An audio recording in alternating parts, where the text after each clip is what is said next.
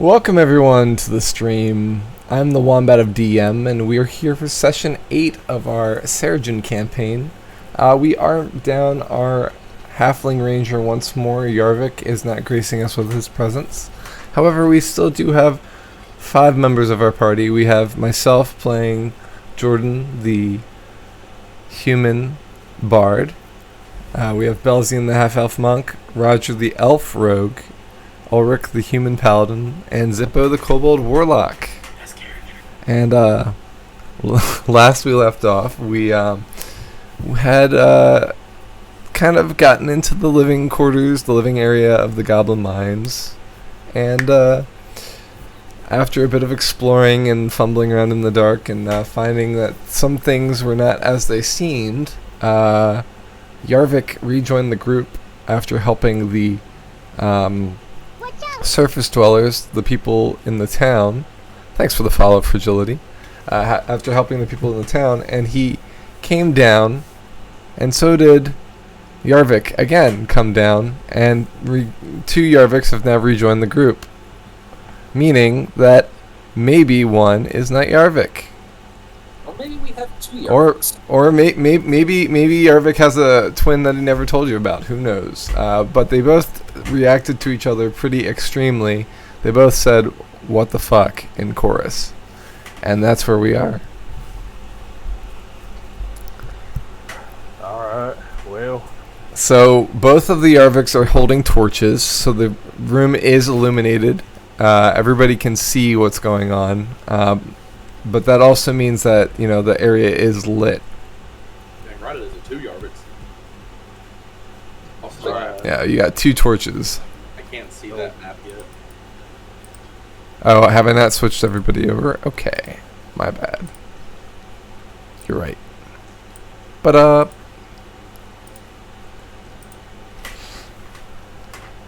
everybody can see now? Okay. Alright, well, the way I see it is, you split the earnings, and, one of you betrays us, we kill you. Alright, let's get cracking. Yeah. Both Yarviks are kind of staring at each other with their weapons at the ready, as if they're prepared to fight each other. Neither one looks too happy about the other. Alright, Yarviks, you 2 can fight to the death later. Let's kill some goblins first. At least let me get some popcorn. Yeah, so give us some time to settle some bets. Yeah, somebody set up the betting table. In actuality, I do feel that we're probably going to have to address this, so, I'm just going to try it. Which one of you is the real Yarvik? So we're gonna just call one right Yarvik and one left Yarvik for now, if that's okay. One's the right one. Right from whose So perspective? this one is right Yarvik and this one is left Yarvik. Stage right or our right? My right. So blue one that you're pinging right there. Our pirate Yarvik. Yeah, yep, that works. Right, I get it. So right Yarvik begins talking first. Left Yarvik kind of talks over him, and they both kind of claim that they are the true Yarvik. Alright. We'll have to test this. Yeah, I like that line of thinking, and this is for the DM. Would there be any reason for my character to have any understanding of, like, shape change? I mean, maybe. I guess you might have seen something of the sort in your travels. It's probably Like a roll? something that we could do a check for. History? 18? So, I can give you more specific. go ahead. Yeah, essentially, I don't have Moonbeam, there's no reason for me to. But maybe this should be an Arcana check instead. I'm sorry. But Okay. I would love to threaten them with Moonbeam and see how they react. So it's deception, essentially. Okay. So the history check. I'll give you what the history check got you about shape changers. So most shape changers that you've heard of generally can fool people pretty well in the shape that they've changed to, and you're not exactly sure how they manage it, but it's definitely something that usually people don't change their shape lightly, I guess is what I'll get at there.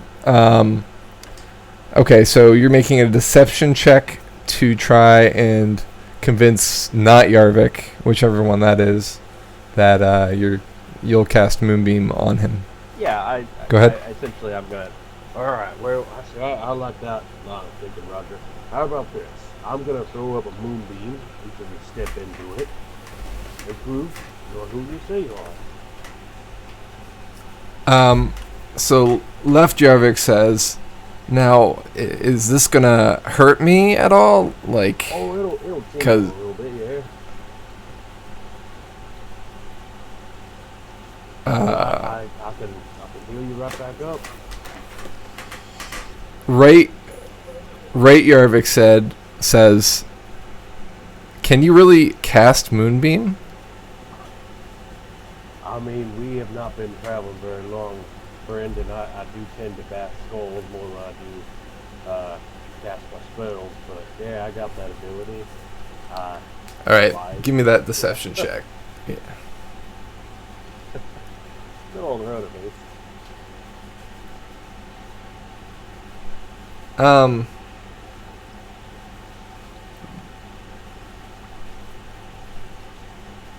Both of them kind of look. Oh, actually, you know what? I got some rolls to make. Let me bring up Yarvik's character too, because that's probably going to be handy about now.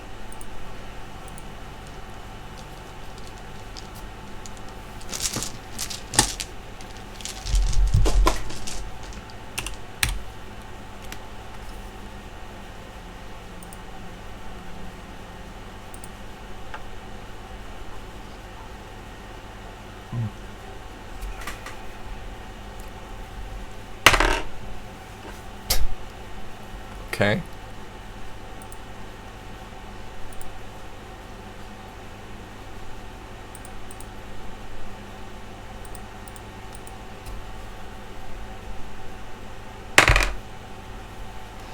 They both believe that you can cast Moonbeam and seem pretty apprehensive about it, but all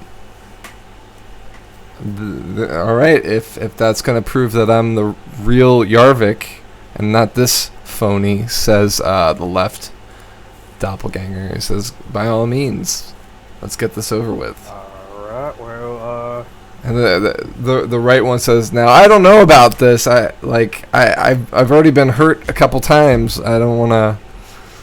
How did you get hurt? You've been up top. You wouldn't have even been attacked by it. We made sure the way was clear when we came down. You left the elevator down. That's You got down just fine by yourself the last time. Yeah, I mean, last time you were here, you literally just scaled down the wire. You didn't even wait on the elevator. Not so. Last time we went as a group, says right Yarvik.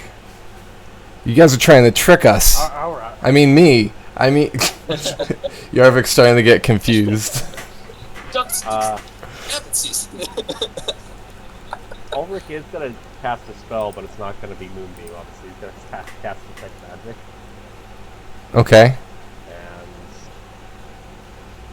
And for the duration, he senses the presence of magic within 30 feet of him, and since his magic this way, he can use action to see a faint aura around any visible creature or object that bears the magic. Learning school.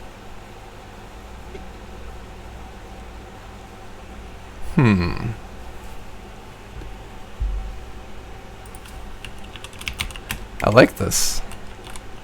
Ah, dagnabbit, I meant to cast Moonbeam. Silly me. Don't tell me that's your last spell slot for today. Hey, yeah. I got some healing hands, though. Not much. Okay.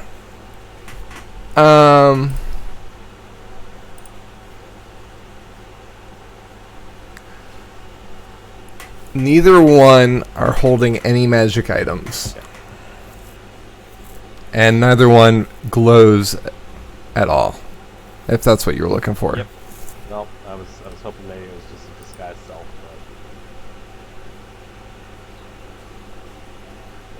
but... Alright, well... Guess you're safe from the Moonbeam.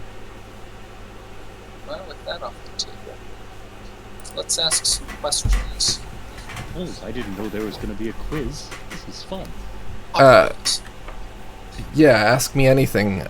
I'm the real Yarvik, says the right Yarvik. So, He's just gonna lie to you. I'm the real Yarvik, says the left one. sure. So, Yarvik and Yarvik. What was the name of that one-armed, one-legged fella we pulled in to town the other day? You were quite in. The left one says, well, I called him Stumpy, but his real name's Cyrus. The right one says, well, I was going to just say that too. That doesn't prove anything except that he spoke faster. Okay, from now on we're gonna do. Listen, a time limit. if you want to actually really do this, you need to split us up, says the right Yarvik. That way he can't hear my answers. Otherwise, it's just going to be whoever talks faster is going to be the one that you think is me. You know what would be really funny? Is if neither of them were actually Yarvik. Yeah, I'm getting that feeling too myself. Maybe both of them are. Maybe we should just kill them both. Yeah, perhaps. And if one of them happened to be the real Yarvik, we could just resurrect them sometime in the future. Both Yarviks are speaking quite loud. Their voices are echoing down the chamber. Let's pull them into those side rooms. Yeah, I'll take right the one to the right, and you guys... Somebody should go with you. I'll go with Yeah. them. Alright, then. I'll go with Yarvik. Well, So you're taking right Yarvik into the right room and left Yarvik into the left room? yeah, for simplicity's sake. If Belzian and There are doors on these rooms that can close. Okay. They're actually the only rooms that you've encountered so far that have doors in them, on them. Belzian would like to respectfully remind Yarvik to speak in hushed tones, as there are sleeping families all around. Thank you. Belzian, which side are you going? I will go to the left. Okay. We close the door. So, Okay.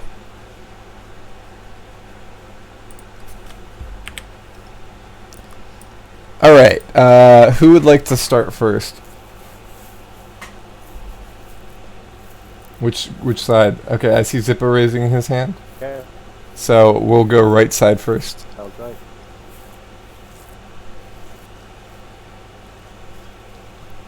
Okay, so you know his name was. You know you called him Stumpy and what his real name was. So, what was he being attacked? Well, the other guy answered that, but I knew that too. Yeah, I'm just skipping over that because I assumed you already did. So what was he being attacked by? An ogre. How many were there? 2? Was there someone with him?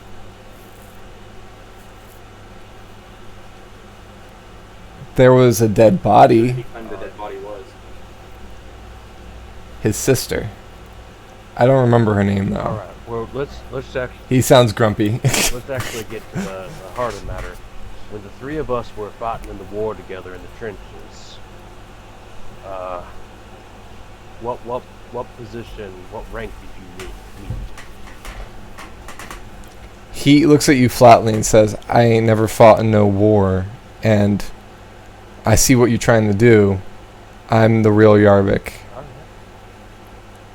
We don't What's Zippo's dog's name? Or what's my dog's name? I don't know. What type of dog is my dog? Wasn't it a mastiff? Which one of the brothers wouldn't babysit my dog? Neither one. That was a trick question. You passed out.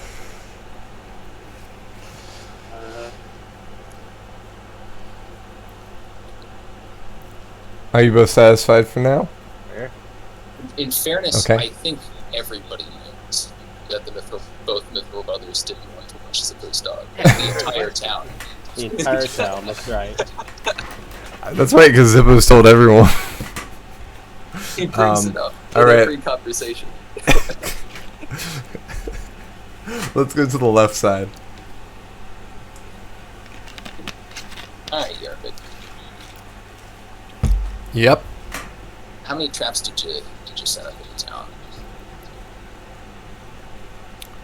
Well, we set up I showed them how to do 3 different types of traps. I didn't actually physically do any traps myself.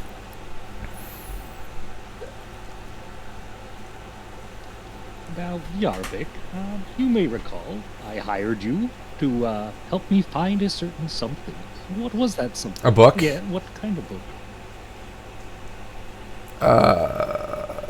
I don't know, you just hired me for a book. Can you even read? I can read. Yep. This guy's pretty good. Jordan, do you have any questions?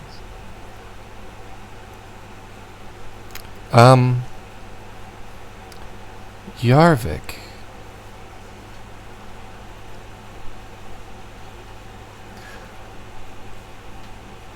What was your favorite story that I told on our first night? Well, I was partial to the wall myself. I liked hearing about that. I haven't gotten a chance to see the wall, so...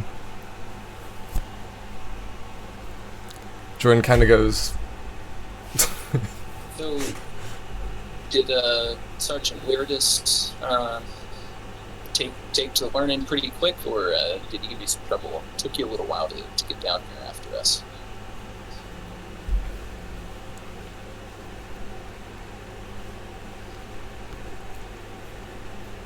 He pauses for a second and he says, well, I didn't show Sergeant Broden. I showed some of the soldiers, and then I also pointed out spots around town where they could set up in case of an incursion. Okay.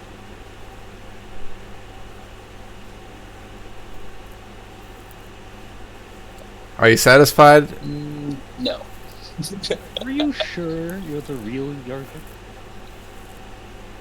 Well, I'm sure, but you don't seem to be. Well, we're faced with overwhelming evidence that there is at least one Yarvik that is not the real Yarvik. Do you think? Yeah, and it's Do me. you think perhaps You you are. I accidentally do cloned think you yourself? might be the Yarvik who's not the real Yarvik. I agree. Well, I would think I would know if I was the real Yarvik or not. That's what you would say if you weren't the real Yarvik.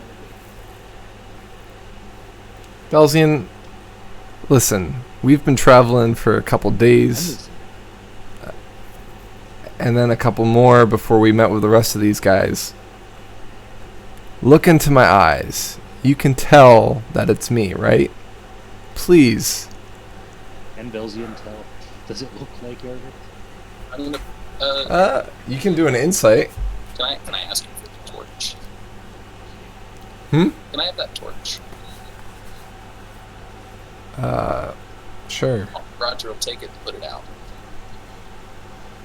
Okay. What's his reaction? He says, "Why'd you do that?" And he's looking at you. Rolled a 6 on insight, by the way. Okay. I'll pretend to punch him, but stop before I act. Right up in his face. So do a deception, please.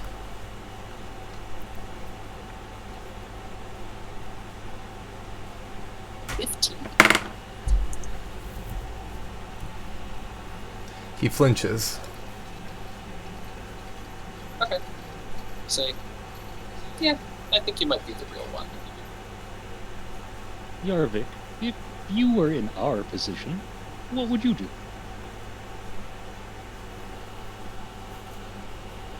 Well, I believe the real Yarvik because it's obvious the other guy is lying. What makes it so obvious?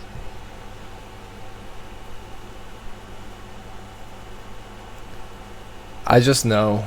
I mean, I know because I'm me.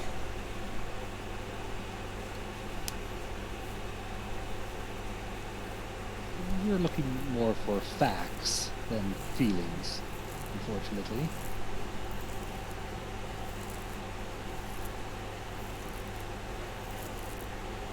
Any thoughts, Roger? Jordan? Well, I have something that maybe he doesn't, and he pulls out a scrap of what looks like cloth, and he begins unfolding it, and it folds out into a hat, and he puts it on his head. You know, Let's see the other I don't know Yarvik if that have proves this. anything, but that was certainly amazing. Wow. I picked it up when I was wandering around in the wilds. I doubt he could replicate this.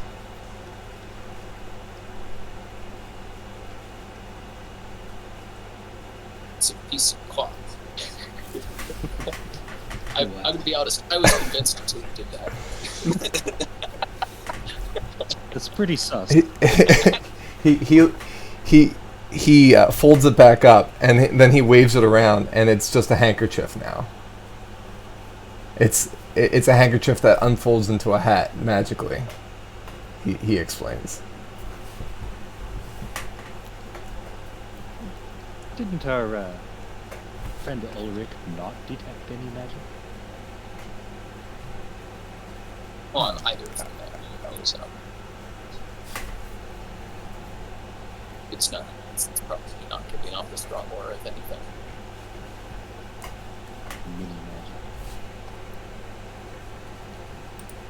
Well, what do you think? We could possibly just tie both of them up while we decide what to do. We're being really noisy, though. We'll have to gag them.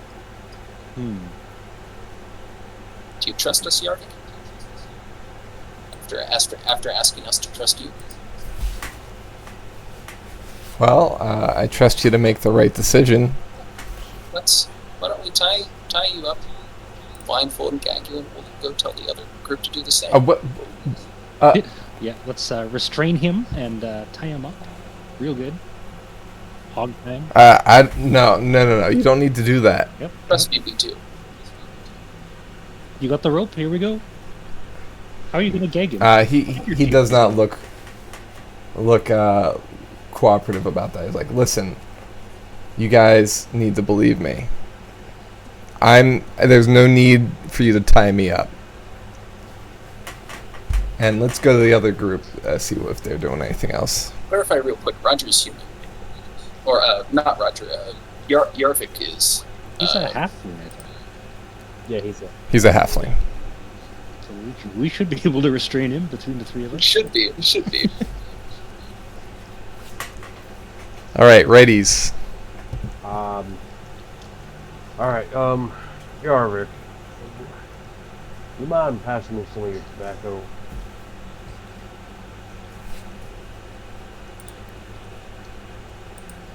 He isn't sure if he has any at the moment. Oh, now that's strange, because I don't think that you have ever not had tobacco. I'm pretty sure that's like the first thing you asked for when the captain said, "Do you need anything?" You said tobacco. You got that pipe on you, constantly. That'd be pretty strange to not have tobacco with a pipe that you have 24/7, always pulling it out to smoke on. Out of character, is that the case? Oh, he's always smoking, yeah. Yeah, I don't know if he's Okay. tobacco, but he's always smoking. It's his flavor thing. So, okay. Then he answered correctly there. Okay. That's you guys are throwing questions the DM doesn't remember because I'm playing somebody else's character right now. So my bad. Yeah, but he. So upon that, he said, "I mean, surely you got your pipe."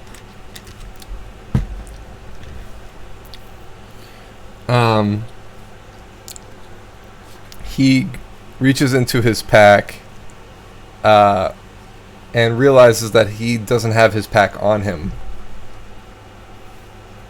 He just has a short sword and bow. His pack is missing. Alright, well, what happened to your pack? I don't know. The other Yarvik must have taken it. If he has a pack, he must have taken it. Oh, that's awfully convenient, don't you think? Well, if you were pretending to be somebody, wouldn't you rob them? No, I would just use magic because I'm not an idiot. Can't say I've tried to pretend to be anyone else. Well, that's not exactly. Anyway, don't matter to me. Alright. He kind of squints at you. What do you mean?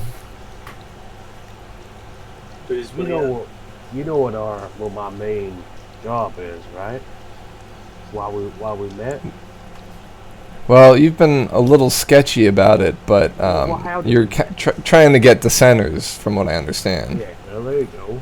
But wouldn't I have to be a little false about that information?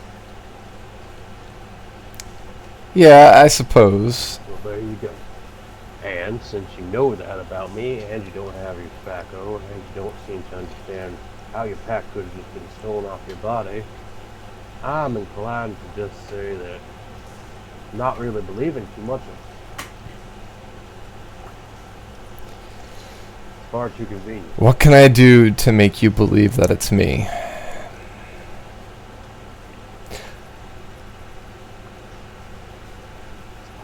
Zippo, you got anything that might make you believe it's him? Out of character, was Yarvik there when Zippo put the 2 barrels of gunpowder in his ring?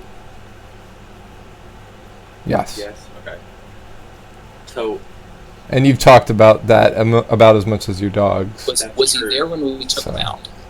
Yeah, we did take. Did we take him out? Yes, we did take him out. Yeah, you did. But they're at the doorway. He was not there yet. Okay. Zippo's gonna be like, so how many barrels of gunpowder do I have in my ring?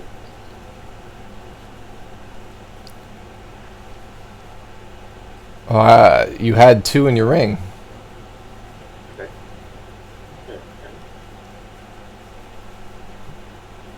What did we find in that treasure room that I really wanted, but Orrak over here wouldn't let me take?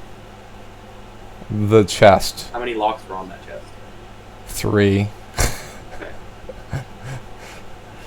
It's almost out of it is out of his mouth before you're done asking the question. That's pretty convincing. It's pretty convincing. 'Cause I haven't talked about that anyway. What's your mother's maiden name? I don't know. I don't know mine either, so don't worry about that part. Well, Orrak, I don't really know what to do here. The only thing I could think is if we just burn him till he loses enough health to either chip back or pass out. And as Zippo's saying that, he will ready a fireball in his hand. No, we don't need to go hurting them. I don't have any other solution. Yarvik looks like he's about to defend himself from you. What, are you afraid of little fire? And Zippo like wave his hand in front of him.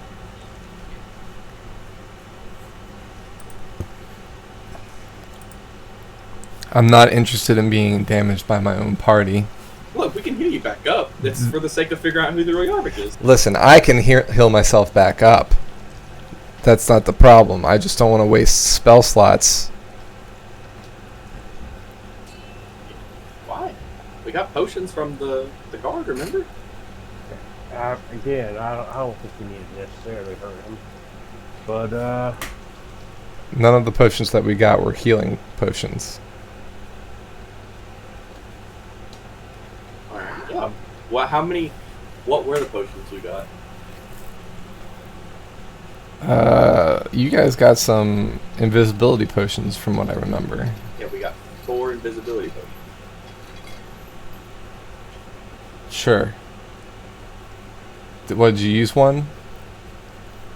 No, we had one other thing that we got that wasn't a poison. No, you guys got 5 invisibility potions. I know because you weren't counting on me being down here.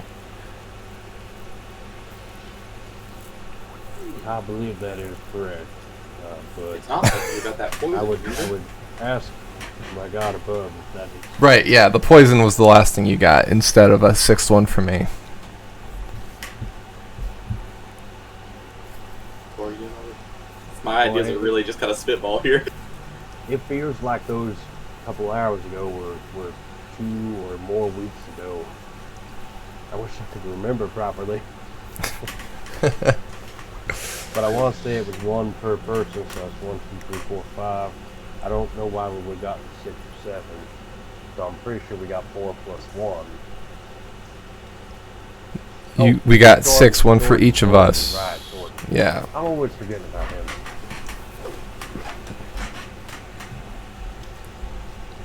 Alright, well, I say you stay here, and then we go and have a conversation with our friends, and see how it goes. Okay, I'll wait here. Great. As we exit, Ulrich kind of looks at Zippo and asks Zippo to kind of silently asks him to stay outside the door. Zippo will stand outside the door. He will just sit there and watch the door. Ready to block it if need be, or shape water it into an ice door if he needs. Yeah, and then he proceeds and knocks on the door for the others.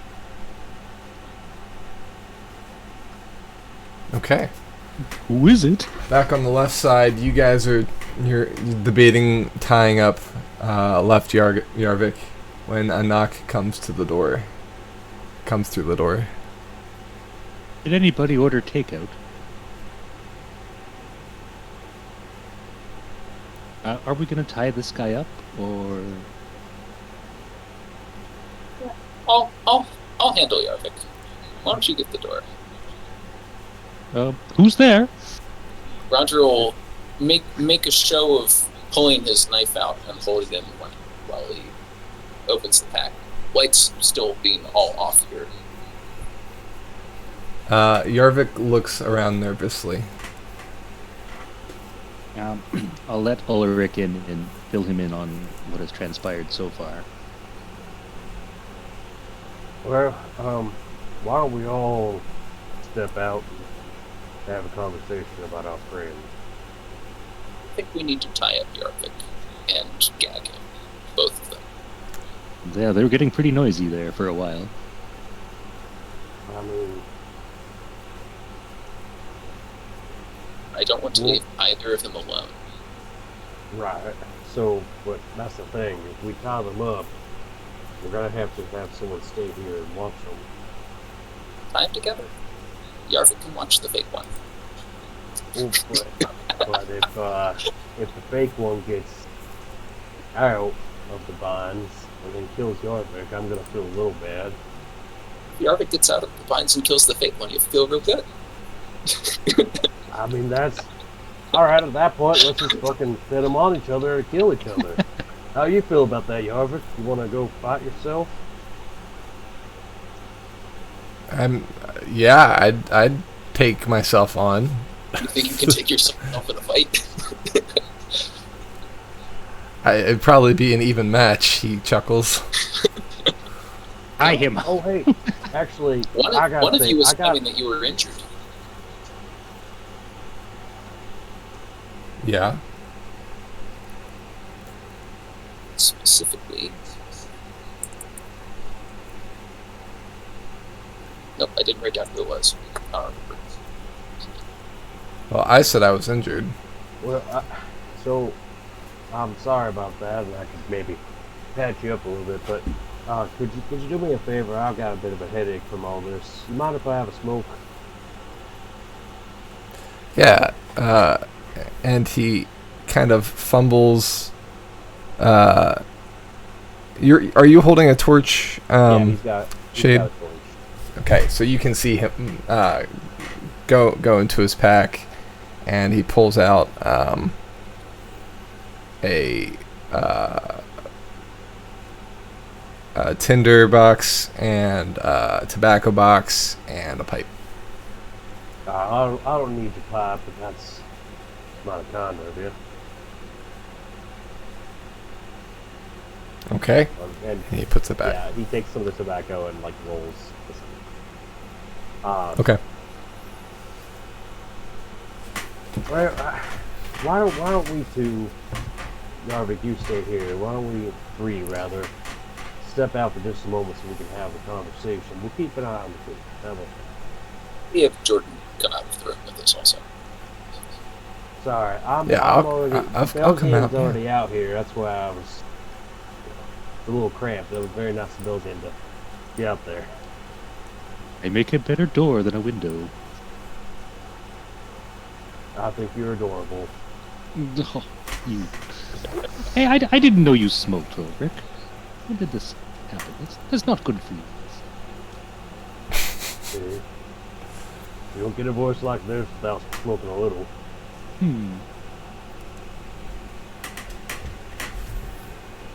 All right, so both doors are shut. Zippo's watching one door, Jordan's watching the other one.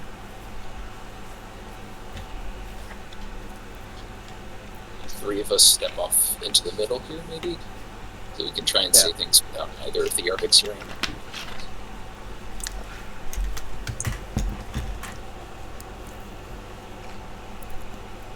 Alright. Question, Ulrich. How long does that detect magic? All right, were you still concentrating on it? He would have had no reason to stop concentrating. Okay. It lasts 10 minutes. So the hat that Yarvik put back on his head after he shook it out to show it was a handkerchief was faintly magical. Okay.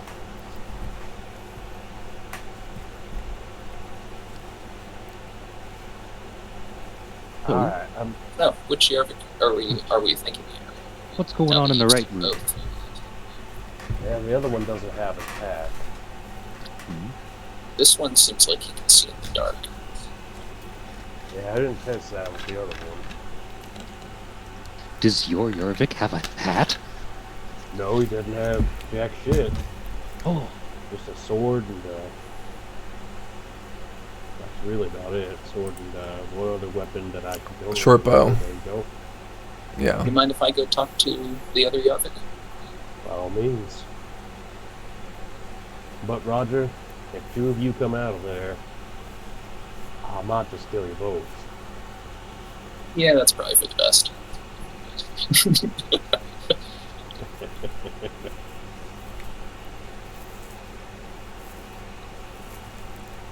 I'll stick a knife in the door if there's any trouble.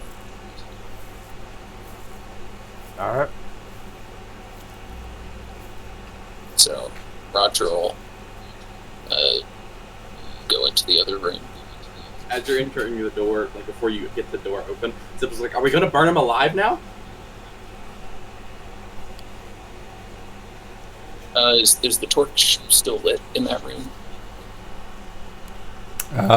Yeah, he's holding a torch, kind of peering out the window into the great hall, looking at the heights.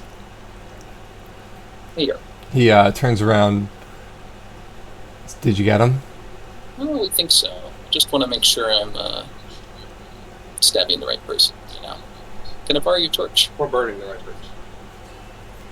I want to make sure Zippo doesn't actually accidentally set you on fire. He hurriedly hands it to you. And Roger will put the torch out.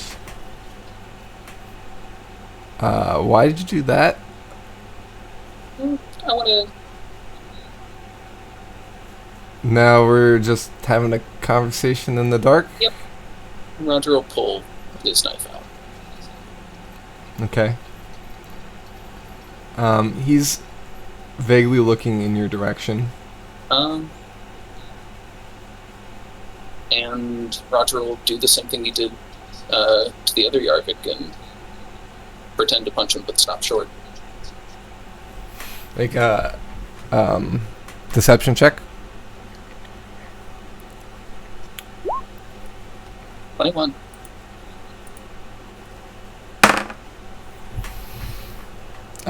He doesn't flinch at all.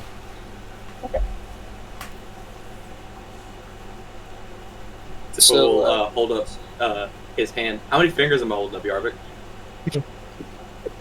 Are you in the room? No, it's not the... What? No, Zippo came in. That's why he was like with the fire, yeah. I can't see. You turned out the torch. Zippo, light the torch back up for him. Okay. And don't set him on fire, please. Just hold the fireball in my hand and put the torch next to it to light it. He kind of grumbles. They're not even fingers; they're claws. Listen, I still have the fire in my hand. And then Zippo will hand him his torch back. So, Roger will... He kind of takes it back from you. Roger will step back out of the room. Okay. Zippo will follow so he can watch the door again. Alright. Okay, Orrak, I think yours is the real one. Why's that? He didn't flinch. Turned off the lights and pretended to punch me in the face. Didn't move. The real Yarvik can't see in the dark. The one we were watching flinched when I did that. Alright, that's interesting. Alright. Some stealing of axes. So do you think, the doppelganger just took his stuff? He seemed surprised that he didn't have his stuff. Though they did kind of show up at the same time, so I don't think they traveled here together. Yeah. No, I mean, you just take the bag right before you meet the party. If your sleight of hand's good enough. They did have to pass through that sphere of darkness as well. Yeah. Easy to lose track of stuff.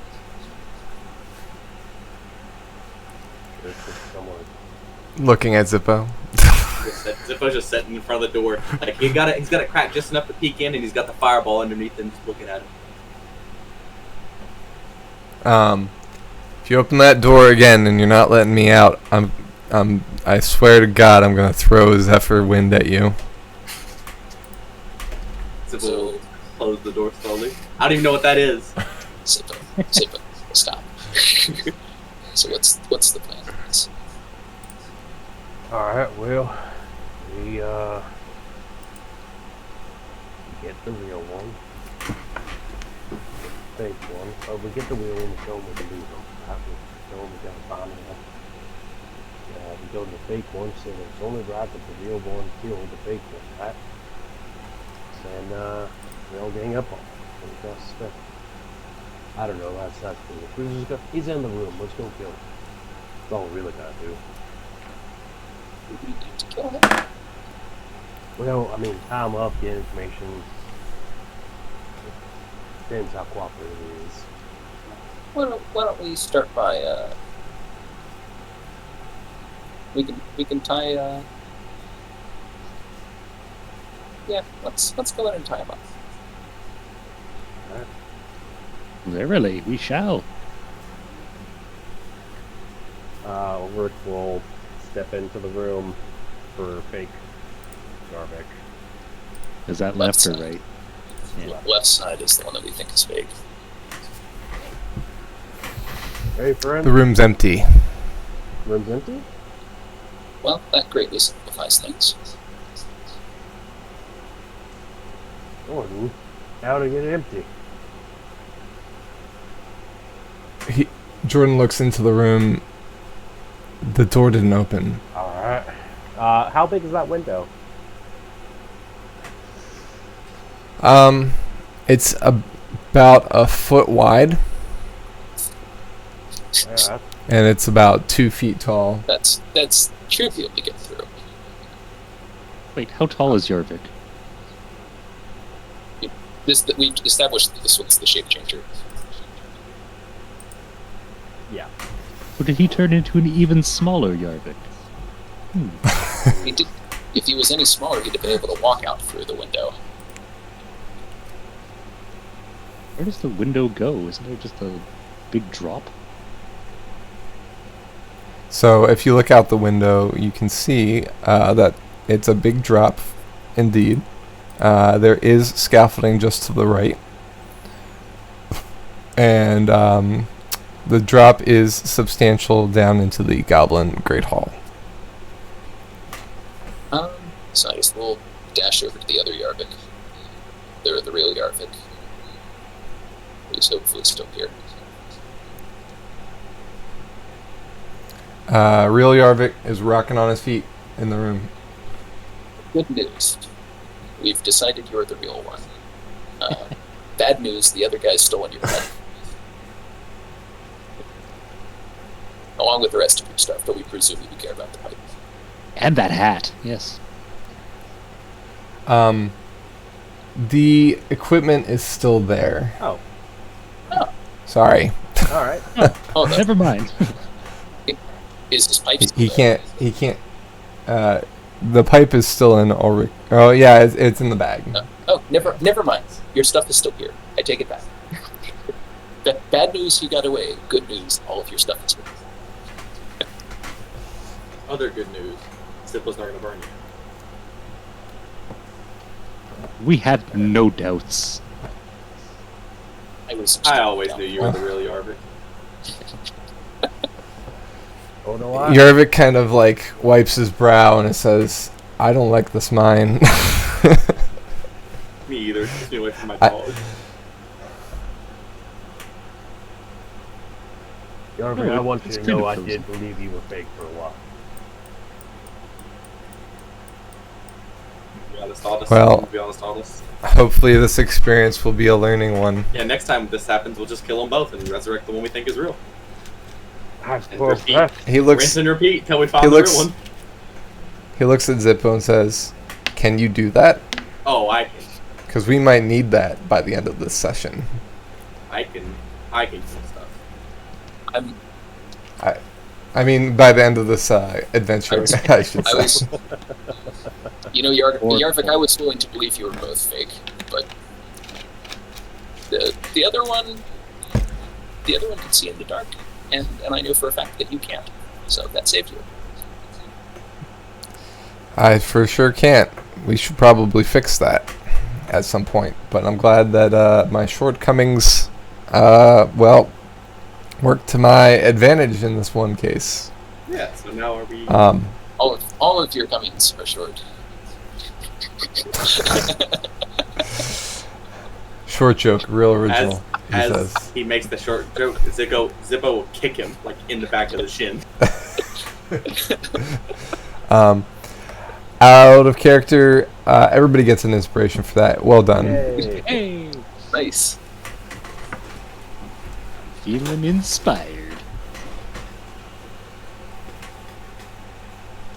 Can I gift my inspiration to Jordan since I already have inspiration?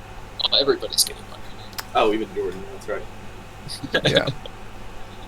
You give it to your dog up on the Yes, surface. he's gonna need it. Once he gets into actual battle, he's gonna need it. Oh, I always thought Broomhild was a female dog. Is she? Yeah. Oh, well. That is definitely a female name. Well, then, in that case, she's gonna be it. I mean, I knew many a pet that was named the opposing name. Yeah. So anyway, so yeah, you have solved the mystery of the two Yarviks, I'd like it to be, at least for I'd now. like it to be known that I wanted to tie up them before they left.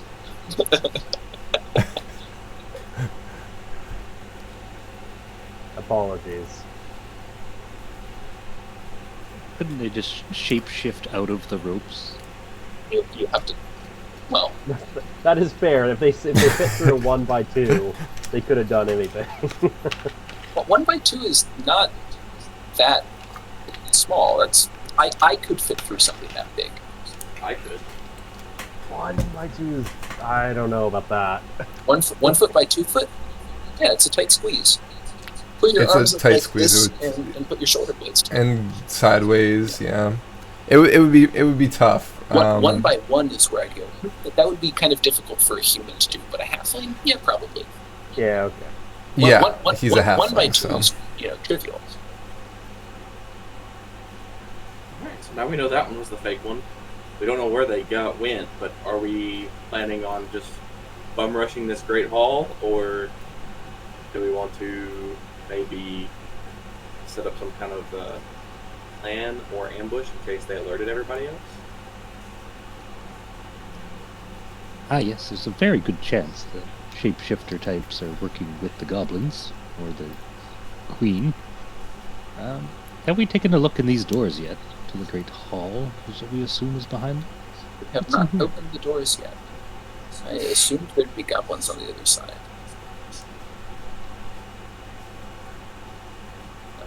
But perhaps we should.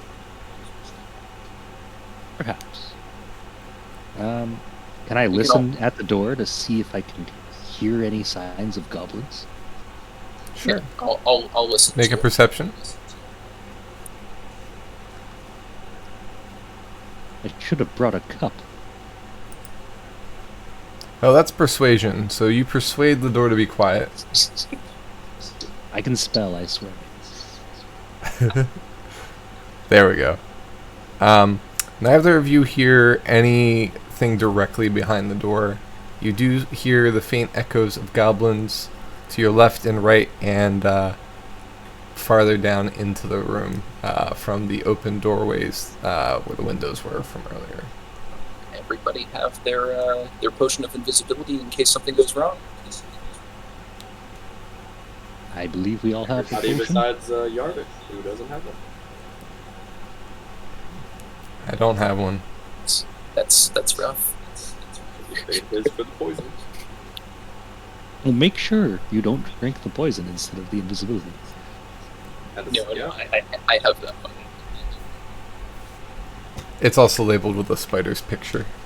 That spider earlier was invisible. I mean, But yeah, they were pretty stealthy, so maybe the spider was the invisibility one. we got this. I believe. That's the sort of thing you would do if you were writing labels to trick people. Not if you were intending to use them for something. Right. The goblins might label their potions that way, but yeah. Alright, well, let's push the door open. I don't think we have any other plans. Are you going to push the door open carefully, or just push it open? Everything I do is careful. I beg to differ, but okay. I can't think of anything I've done that's been, like, rash and reckless. Remember that time you almost died? I guess that doesn't really narrow it down. Generally in combat, Yeah. you're a little bit more reckless. No. Part of reconnaissance is making sure that nobody makes it back to sound the alarm.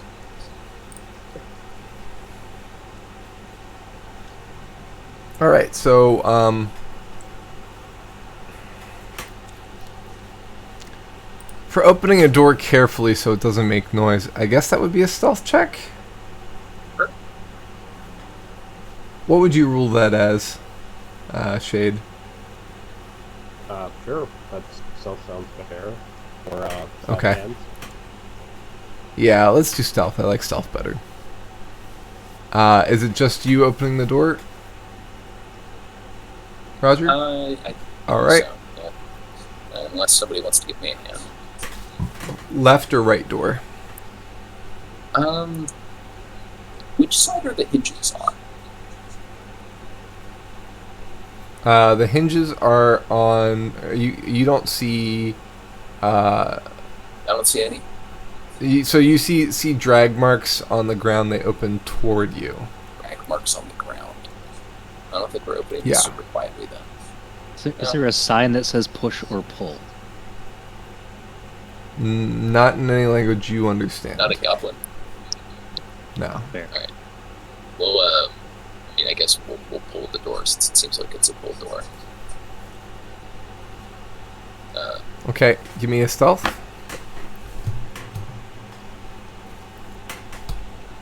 Off we go. 19. Okay.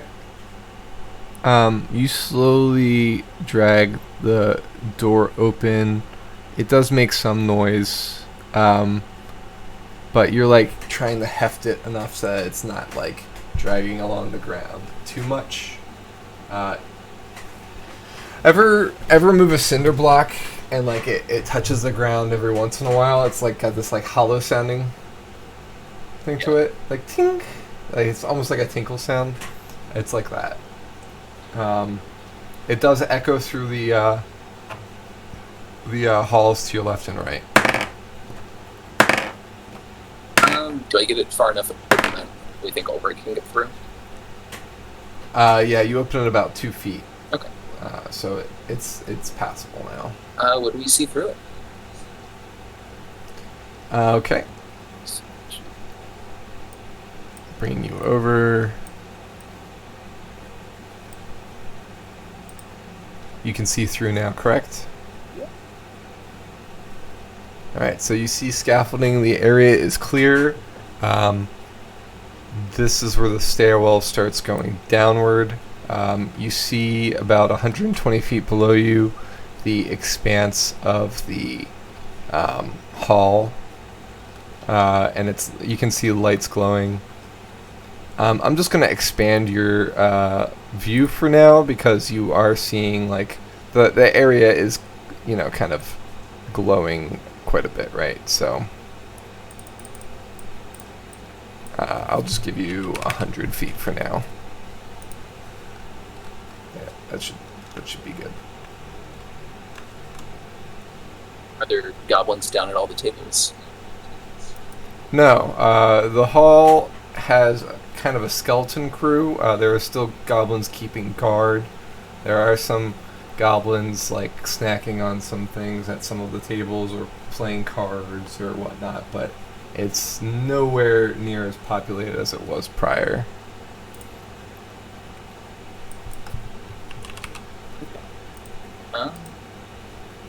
So I'll step back into the hallway.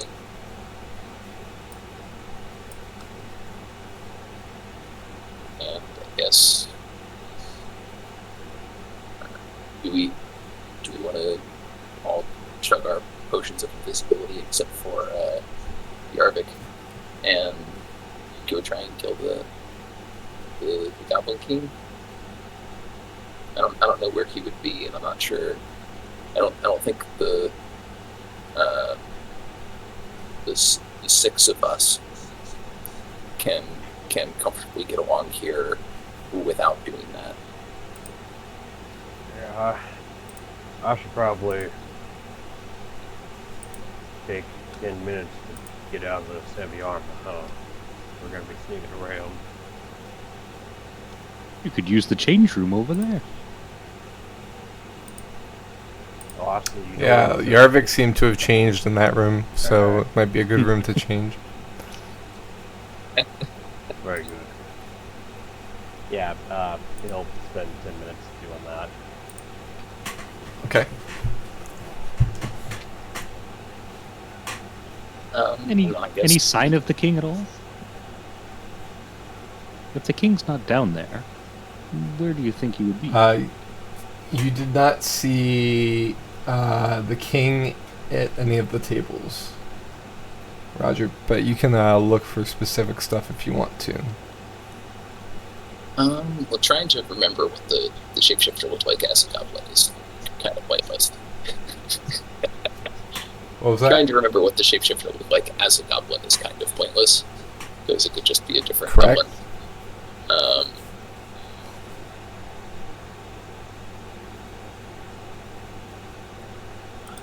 I guess the things that we would be looking for are signage, right? Roger can't read that. Wouldn't be able to from this distance anyway. But How are we going to keep track of each other when we're invisible? Well, we could see each other when we're invisible. I think that was established. If he's not down there and these are the living quarters, we haven't went all the way around, so we could also just assume that the king's room is like a bigger room all the way around the circle. Like a royal quarters kind of thing. Yeah. And if that's the case, most of these families are sleeping, so obviously it's about bedtime for the goblins. So if we have potion of invisibility or can stealthily make it to the king's room enough, then we could just attack him in his sleep and end him there. Or Rita, whatever. If she's sleeping next to him, I'm assuming we got enough poison for them both. well, for one strike, but Do you think Rita even sleeps? I'm not sure about that one. But if we are using the poison on somebody, it'd probably be better to use it on either. I don't know, honestly. I don't know if she does know magic, but she might just be able to dispel the poison like that on herself. So we might I would want to use it on the king. yeah, Guarantee it works. that works. And yeah. So I mean, that's our two options. We can sneak in with the potions of invisibility to a place he might not be, but that's both options, honestly, because we don't know where he's at. So it's like we got a 50-50 shot. The other option is we can walk around and look for him and then try and use the potions as a means of escape. We just can't go through the Great Hall that way because we'll be seen. Yeah.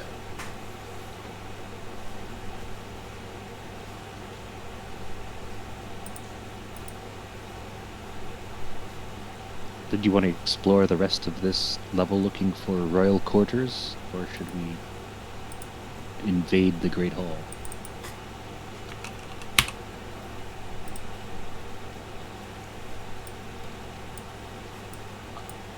Oh.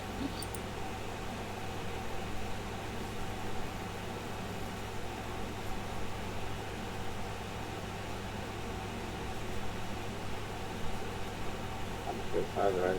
And- Jordan, do you have any thoughts?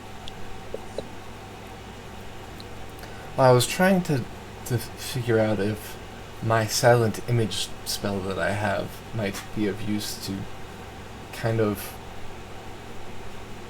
help us get a 6-person sneaking around, but it would be very slow going, and the image would be a single image, so I probably wouldn't be able to.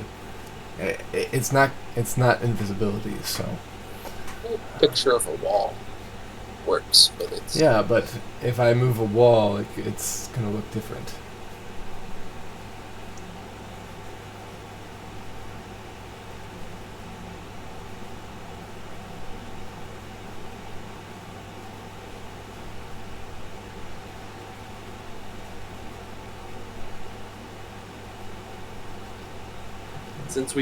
I'd say we should search for the royal quarters. So I'm assuming the king wouldn't stay up all night. I'd say we should try to find out where he sleeps at, because that way we can all walk stealthily, so we're all together still, and none of us are invisible, and we use those as like a last-ditch getaway effort. That way, it gives Yarvik also a fair chance to go with us, and we can keep our eye on him just in case the fake Yarvik shows back up.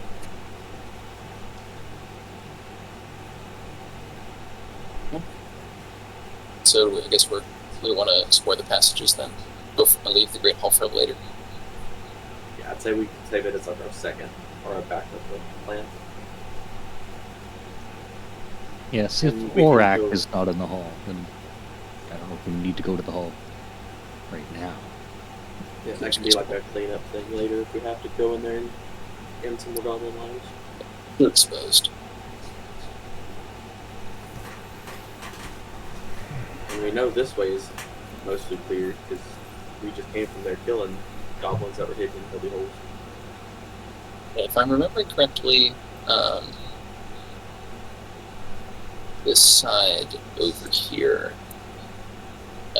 is off in the direction of the passages to the back side of the hall.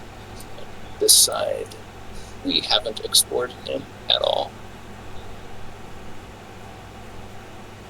I think you just took a look at this. Yeah, we went up and shot the flesh golem guard, but didn't get any further than that. Whereas on the left side, if I'm remembering correctly, the left side had the flesh golem guard.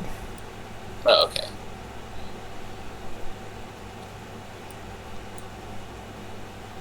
But the left side of the Great Hall was where we entered. Because the scaffolding was... You entered right here. I meant the previous day. Oh, yeah. The scaffolding was... You were looking, like, under... So, like, this direction underneath. Yeah. And, like, you can kind of faintly, if you look, you can see the Great Hall a little bit down there, right? So,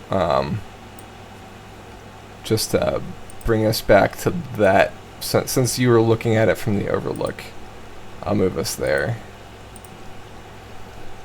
So, just disregard I'll let everybody see it. Just disregard the goblins for now.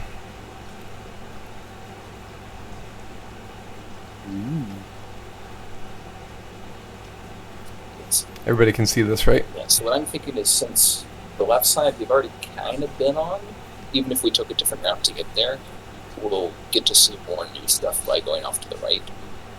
And, like, technically that's where the king was also. Yeah, the king was seated here when you last saw him. So, like, maybe his chambers are over that way. Maybe. It seems like a better bet than, like, rampaging through the hall and having to go without a party member and not having our invisibility. And this is the scaffolding, like the lowest part of it here. So it's like it's situated the same direction.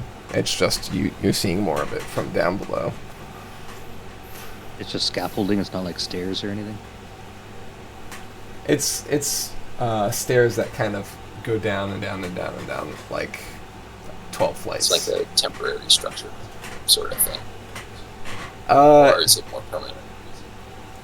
It looks like it's been kind of built upon more and more with, like, I call it scaffolding because it would not meet any code by human or elf standards. Is this a temporary structure that's just never been taken down?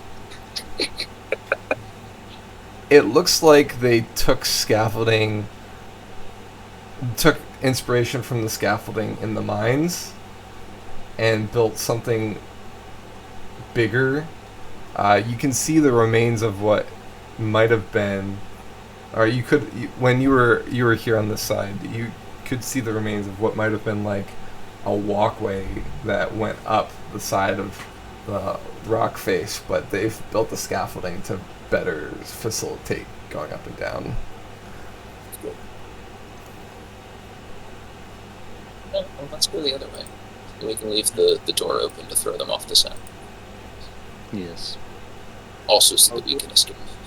And I believe we shall not try to escape through the Great Hall, because I think we blew up that exit.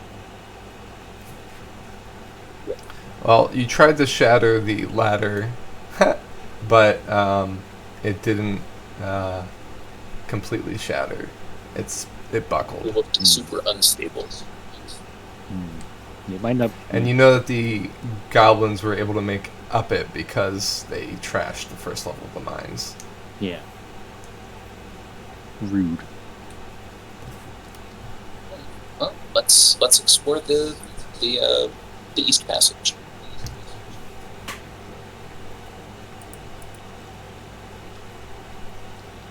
Let's go. Sounds like everyone's on board with that. Let's go. Is Roger? Yeah. We'll take point and have everybody else follow a little further behind. We can kind of do what we did last time. Are we going to have the torch on or put out? Now that we've got 3 people who needed to see. I mean, we really can't see without it, but we're also just giving ourselves away. Amethyst, you come around the corner and you find that there is a dead goblin in that nook. I thought we killed one for here. You didn't. Yeah, we did. No, you only killed one on the left-hand No, 'cause side. I remember we and then walked the two over in the this middle. one, and Amethyst like almost killed it, and I finished it off, and then I made the That was joke, one of the. Oh other yeah, side. No, that I'm was pretty this sure- one, because the one on the other side was the flesh golem that you killed like one shot. right. Yeah, you're right. This is also the side that had like the door that we were like, oh, this might be like a mummy thing, and then we like seen more sealed ones, and we decided to go look at the other side just to be safe. So just keep going up.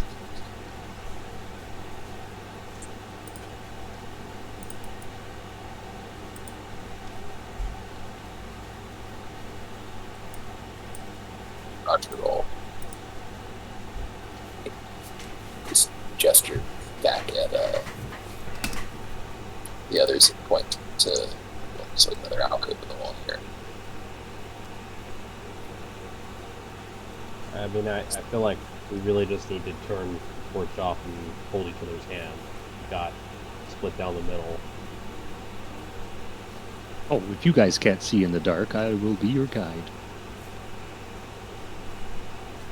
Alright. Zippo, you want to pick it up for that?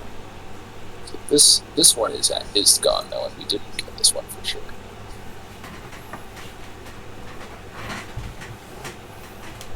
Huh. Who's there asking? So while you're traveling down this, I'll just fill you in. These 3 doors are all curtains. This one is a stone sealed door, and then these are curtains as well.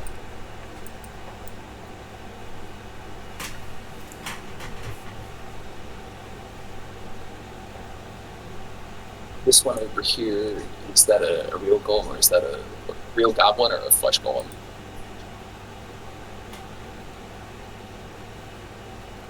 I don't believe I confirmed that they were flesh golems, but it's a real goblin. You definitely corrected us when we said zombie, and I don't remember who said flesh golem, but we've been referring to them. They were labeled. Yeah, so when I rolled a strength check for the creature, it said reduced threat flesh golem. So yeah. Oh, we don't actually see your rolls from D20 or well beyond 20. Oh, you No. don't. Your rolls are invisible. Excellent. We all did start calling them golems because they're stitched together, deceased things. Yeah. Um, Okay. Yeah, you Good to called know. it a flesh golem once, but I guess not all of them. Maybe they are zombies. I don't know.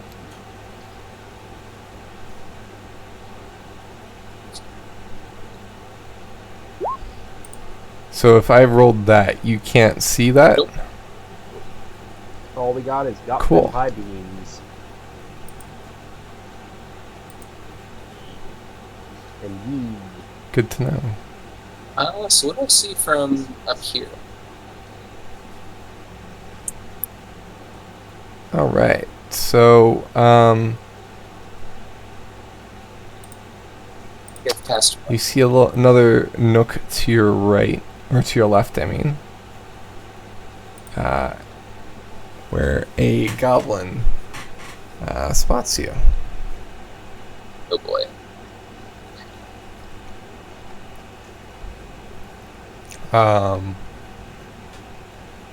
He's kind of surprised to see you. I'm gonna make do this.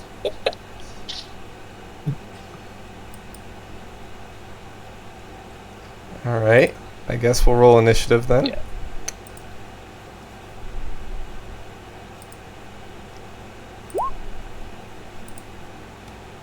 I'm gonna re-roll mine. I'm going to spend my inspiration.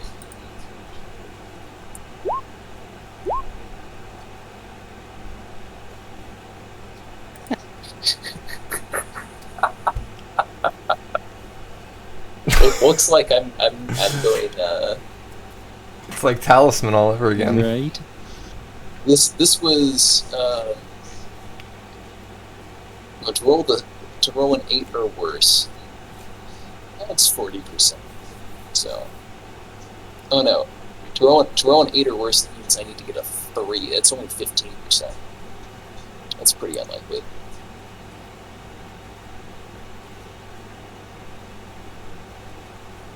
All right. So, And I think Jordan and Yarvik have probably pulled up closer since Elzian was leading them in the dark. yeah, I'm You're getting there. controlling a few things. You're Yeah, doing great. bringing up the rear there. All right. I'm gonna hold off on rolling for Jordan and Yarvik since they're far enough away from combat. Ulrich, they'll basically, I'll have them go last in the round order.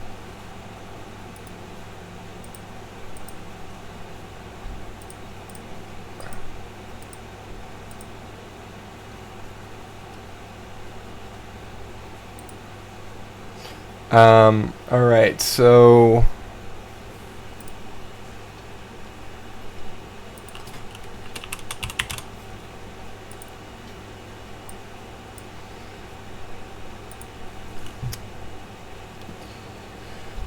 Belzian is second.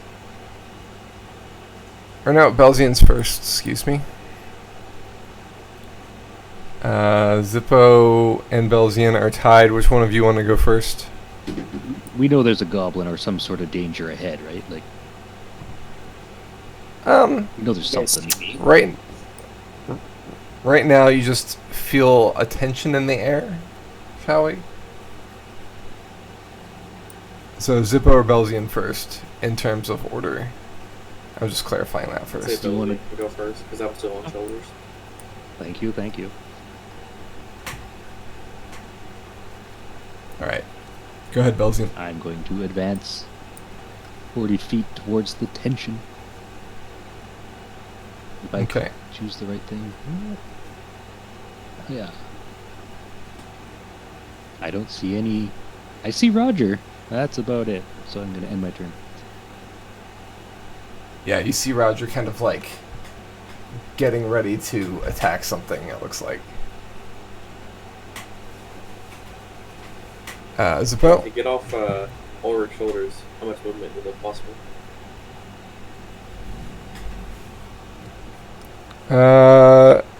I'd say it's just like 5 feet. You know, it's I'll hop off of there, and then I will run up to here with my last 25 feet of movement. In my turn. okay. The goblin looks at you, Amethyst, and takes its sword and its shield and begins clanging them together. Intruders! Intruders! Wake up! And then he runs at you to attack you.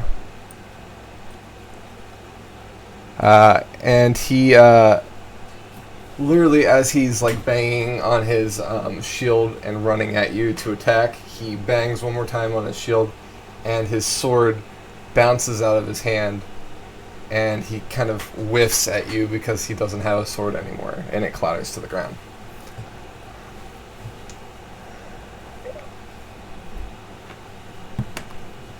It was just too perfect. Crit fail. All right, Ulrich.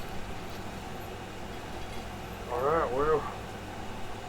I mean, he's He doesn't have vision right now, so he's gonna. You can hear Yeah, you can hear the hear noise it, though. Right. So I'm just gonna Yeah. be marching towards that direction. Okay. Bump into Zippo and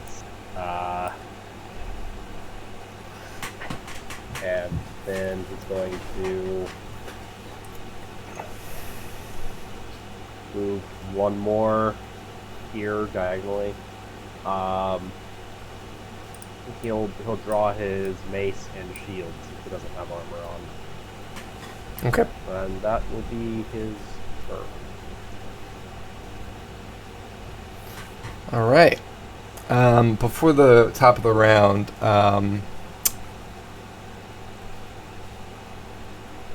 Amethyst, Belzian. Actually, I guess everyone is close enough to a room that has a curtain to hear the stirrings of waking goblins to the right of you in passages. Roger gets a turn before the round ends, right? Yes. So you're last. But I'm giving you this detail Okay. before you go. Gotcha. The rooms are starting to wake up. They're being aroused. Go ahead, Roger.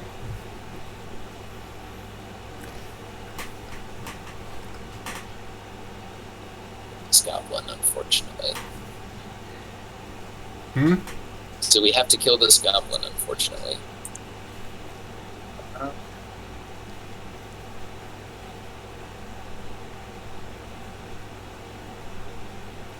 Pull out the rapier and stab him. Okay.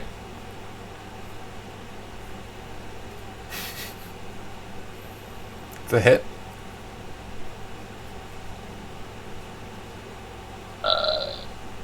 13 damage. Damn. It's a solid hit. That is the most I can deal. Yeah.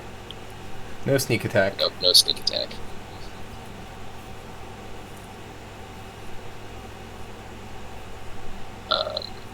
I assume that doesn't drop this guy. No, it does not. In that case, I'm going to use my rogue. Where does his sword on the ground? Right at your Right feet. at my feet. Mm-hmm. I guess I'm gonna take his sword, pick that up, since he doesn't have anything in hand to opportunity attack me with.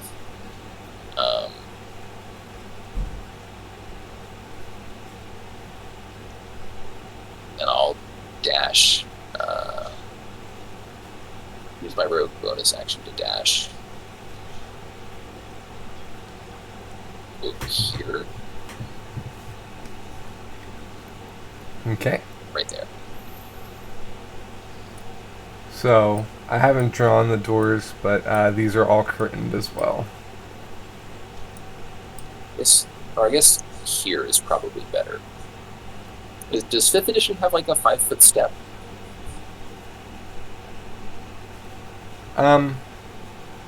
You're dashing, right? Is that what you're doing? Yeah, or I guess. So that's half your move. So it's up to half your move. Okay. You know what? A dash. And you get it dash as is a full bonus. movement. Oh, is it? Is disengage? I Disengage. mean, I guess it probably doesn't matter because it's not armed, but Yeah, it's not going to matter. He could still take try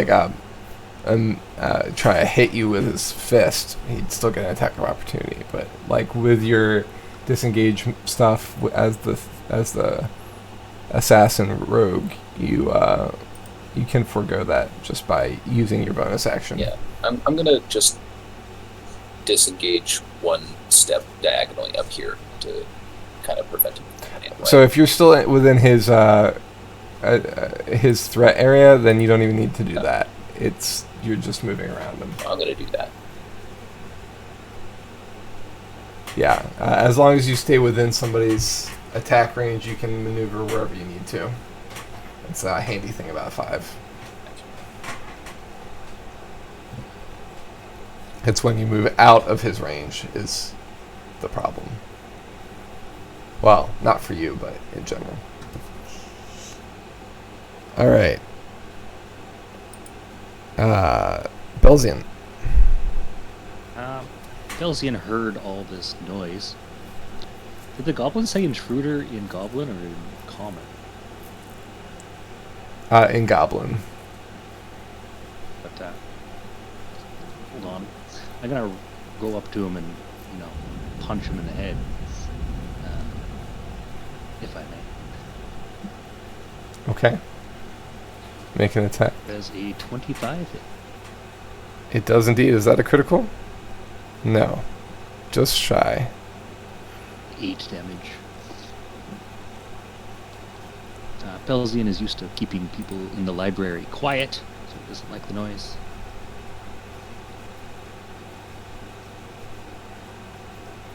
And, come on, roll 20. Come on now. But yeah, use my bonus action to do a second unarmed strike. Does 16 hit? Yes. Ooh. It doesn't want to roll damage, though. Sadness. Can you click it on the on roll 20? Does that work? 6. Yeah, it says roll damage and you can click and it will calculate it. Yeah. It doesn't do anything Ah. by clicking. He dead. Wham, bam! You silenced the poor goblin. You to death. Yes. Elzian does say, I'm going to keep initiative going, but I'm going to say that this is a good time to break. So we'll be back in about 10 minutes. Go ahead and do what you need to do, and we'll see you guys in a few minutes. we will be right back. Welcome back, everyone, to another half of our D&D session. Yeah, the goblins are waking up from the clamor. Just tell them to hit snooze. That'll buy Or us is 9 that- minutes. Or is that what Belzian did? This dude's definitely snoozing. No, I hit the goblin. Is that like breaking the alarm clock? Just yeeted across the room. Yeah, I guess that is kind of like breaking the alarm clock. Last time you ring on me. So,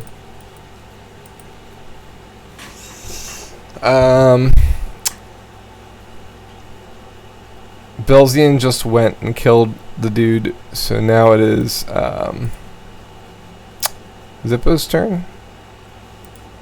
So, I don't sweet goblin, but I do hear them moving. So I'm gonna whisper in like a hushed tone. I think they're all waking up from all the doors. Do we want to kill a bunch of children goblin today, or figure out a way to keep them silent and asleep? As he whispers that to the 3 that are around him, he's going to just like look around, and he's going to walk ever so slowly up to here, just so that he can see what Belzian and Roger are doing. So you see a scene of a dead goblin between the two of them. You hear more sounds to the north and west of goblins.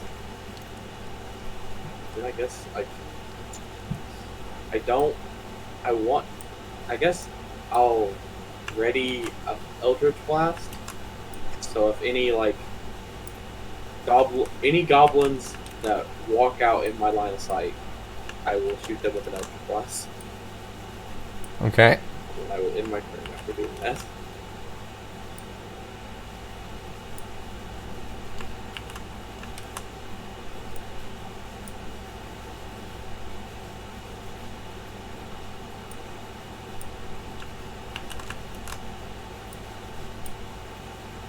The goblin's dead. So Ulrich. Yeah, Ulrich says, "Hey, point me in the right direction, maybe, or I'll just defend you, little guy." And he's just gonna take the readied action if something approaches him. If something attacks Zippo, he will try and attack what attacks him. Okay. Can you actually make that ready to action because you're not sure if something is going to attack Zippo or not, in terms of like you can't see Zippo. Right, but I know that Zippo's beside me because I bumped into him. I'm assuming, and I didn't. Well, he was Did he move away? until he moved. Oh, okay. Yeah. Okay. I'm sorry, I did miss that bit. So. Yeah. No. Yeah. He just moved. So that was his move. He moved up. So you heard him leave your presence. Yeah. He's gonna try and head that direction.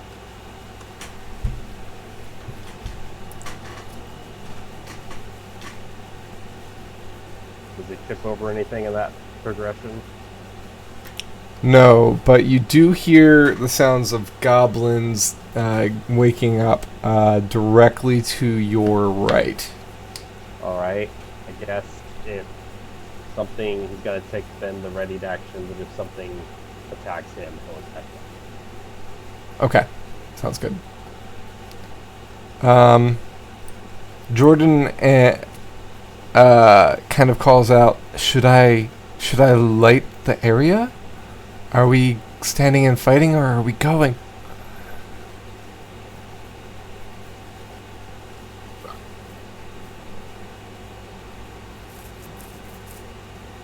Wait, what? Did I just hear an echoed run come down the corridor? Okay.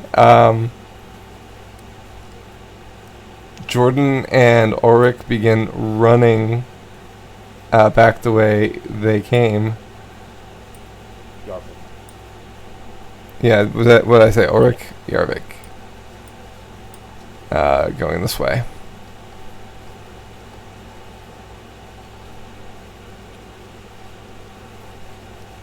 They kind of hit the wall here and start moving along it. Hopefully there should be enough light from the open door that when they get around the corner they can see enough to hide in one of the rooms.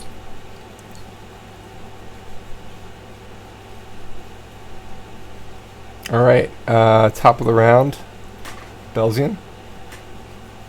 Wait, what about Roger's turn? Yeah. Oh, sorry, Roger. I don't know why I keep doing that. I lose you in the sauce. Go ahead, Roger. Thank you. I think it's because you and Ulrich's characters look very similar from a very small perspective. I know they're different, and so I think it's just the coloring. I'll be better. I'll do better. I'll make my I'll give it bright green shirt. That way it'll look different from everyone else's. That's not gonna help. That's not gonna help. A Bright green. I'm red green color. magenta.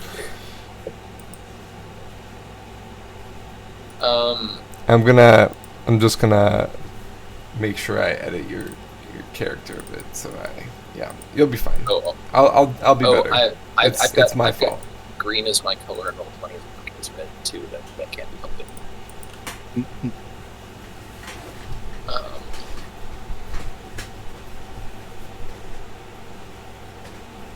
Right, what are we pressing on? Belzian recently slapped down this goblin in front of you, and he was like, "Yeah, like we going back?" But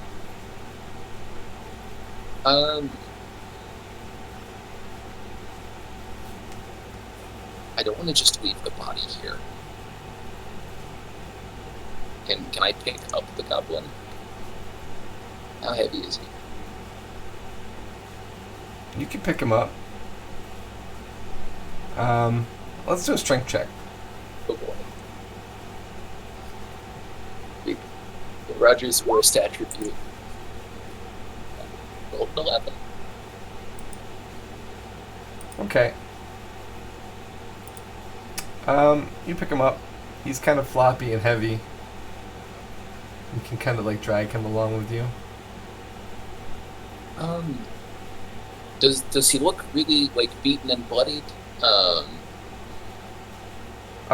So you stabbed him, Yeah. and then he got beat amongst the head till he died. Okay. So he's kind of bleeding out on you. So I don't think laying him up against the wall and pretending he's asleep. is good. He's just sleeping. I mean, you could try. By all means. You're not sure, like, if you, like, try and set him up in a certain way, you could even, like, do a deception check to, like, see if it's... I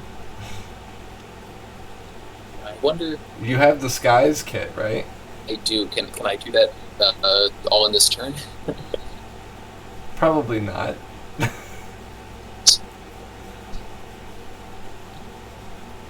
I guess I'm just gonna. Yeah, not in 6 seconds. No, I think we're gonna just pick him up and try and carry him out of sight and all.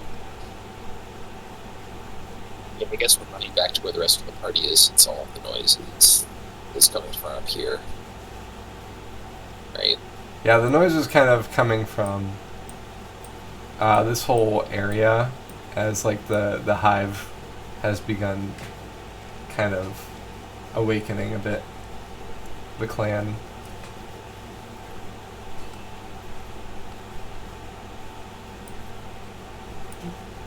Should we retreat back to the sphere of darkness, or where do you think we should go?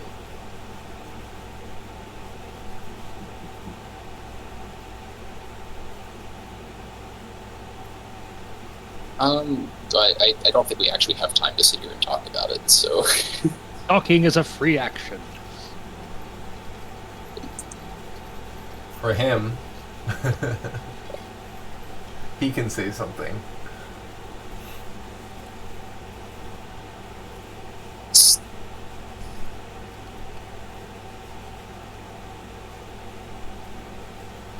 Let's get this body out of sight.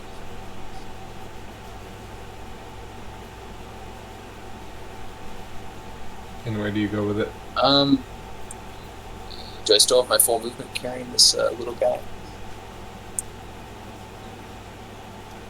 I'd say you'd have half. Okay. So I'll use my, which, this will take, what? 1 move. 2 moves. 3 moves with the bonus action.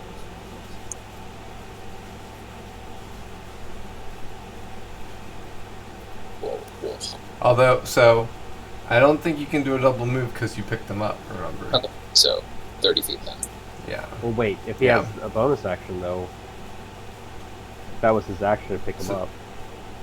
So his action to pick him up, Move and he gets a bonus. move action, which is half 15, and then his bonus action to move another 15. As a rogue, yeah. Yeah. We'll haul the goblin's corpse at least over to this alcove, maybe further. And I'll whisper to these guys. Everyone's waking up. Maybe we should go back and regroup.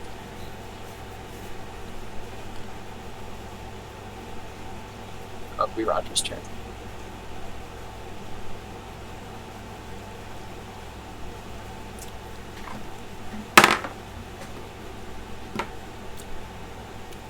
All right. Velzian. Belzian's gonna beat a hasty retreat. Quietly.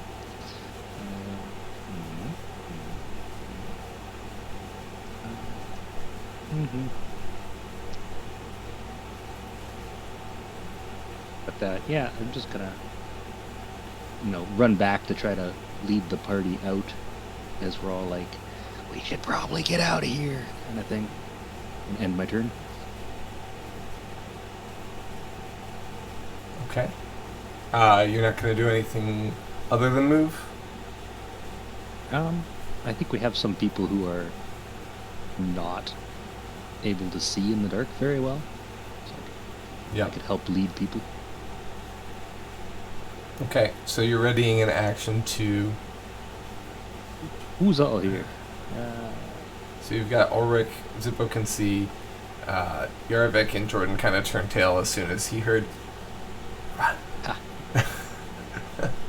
Okay, yeah, I'm not going to do anything else with my turn. But Belzian is doing the whole, like, let's go, partner, kind of hand movements. Okay. Encouraging everyone to exit. Zip.io. Zippo will whisper to Orrak, "I'm gonna guide you. We need to run," they said, and then I'll climb onto Ulrich's back, and then I'll just ready my action to cast Eldritch Blast at anybody that chops out on this, if we can't make it after 5. That will be all Zippo does.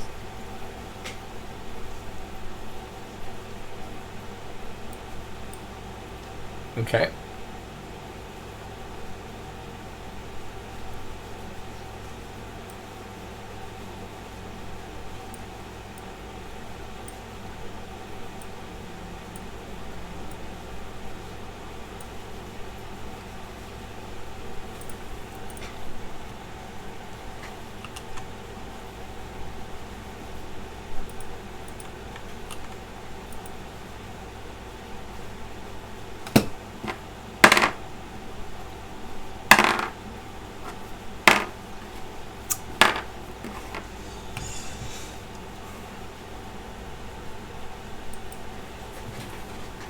Belzian, you hear a goblin say, "I see one!" And, he makes an attack. Eek!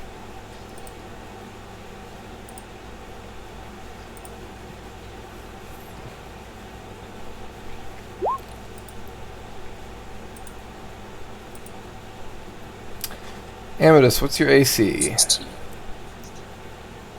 I got a hit. Oof.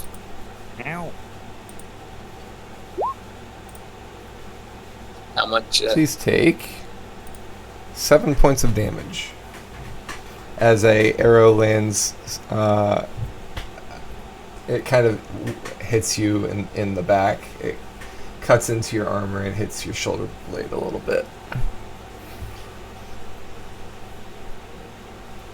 That's not gonna do any lasting damage. It's just describing the damage. Don't worry, I'll tell you when you're maimed or something. It used to be an adventure until I took an arrow.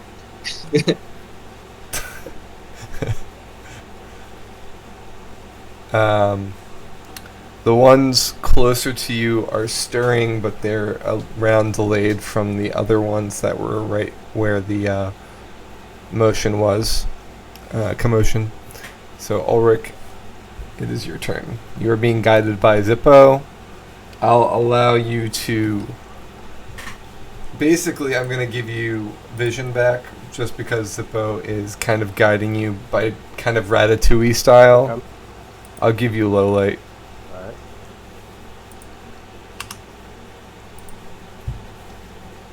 I actually think did I select the right one? I think I selected Zippo by I accident. mean, I do see, but yeah, you did select Zippo. There you go. Alright, so that's 1, 2, 3, 4, 5, 6. Come to think of it, I guess technically, Zippo, you're small, right? Yeah. So, I mean, I guess technically it'd be grappling, so maybe I should only be moving half speed, but I'll use my XP to dash. So here's the difference between what we did with the goblin and what we're doing with Zippo. So Zippo willingly got onto your shoulders and is kind of haphazardly riding you, Okay. whereas Amethyst's character was dragging a corpse that's not cooperating. That's not, Sure. Literal dead it's weight. kind of flowing out of his it's flowing out of his hands. He's it's slippery from the blood. It's not fun. Yeah. Ulrich's also a lot stronger than Roger. Fair. Yeah, we could say that too. But I didn't have him do a strength check because Zippo was like climbing onto his back. So I could do like a climb check or a strength check or something like that. I chose not to.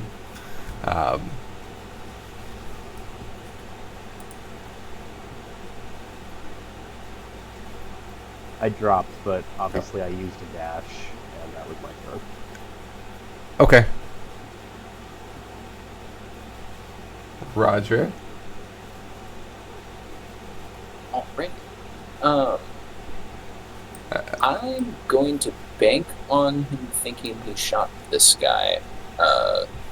Can I want to plant an arrow in this corpse and get the hell out of here. Okay.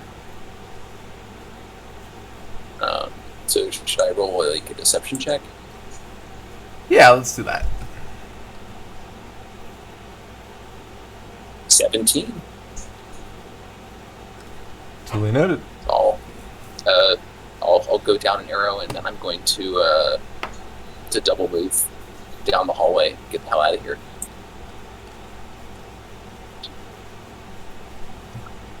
Six, 4, 5, 6. Oh wait, no, my movement's 7. 2 more.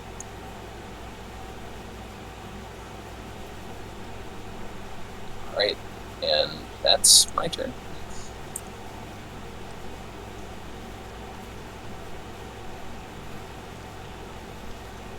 Belzian. Elzian's gonna, jog briskly. His 40 feet movement. Hustle everybody out of here. But that's all he's doing for now, because it seems we are exiting. You can do more than just 40 feet. Yes. Belzian's keeping back the rear in case any... Okay, got it. I copy. I'm just making sure. Thank you. Mm-hmm. Zippo? Just gonna, guess I'm just going to,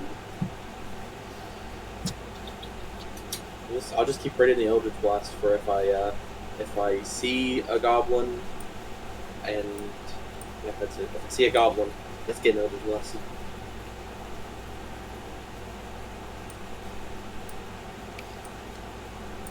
That'll be it for me.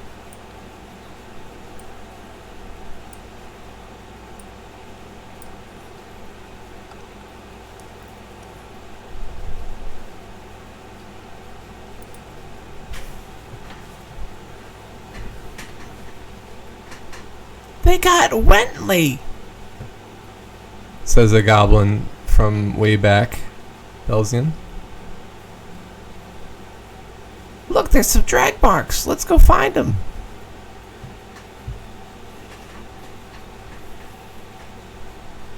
I think they're on to us, fellows.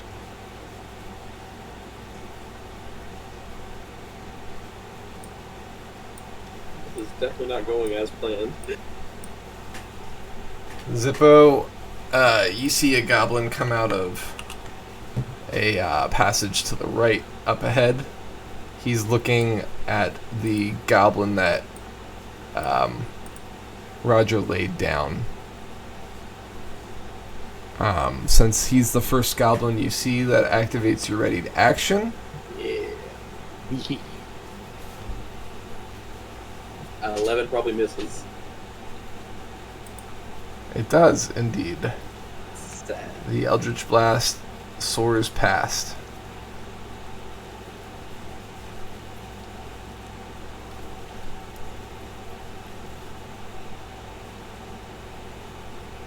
I like how in the goblin thing he's pointing. It's like he's pointing at the body. Yeah, This really is. that's intentional. This really is turning into Among Us. Who done it? Seems sus. Hey, that's why I put the arrow on him. Ulrich. I also want to point out you didn't Ulrich. specify goblin arrow.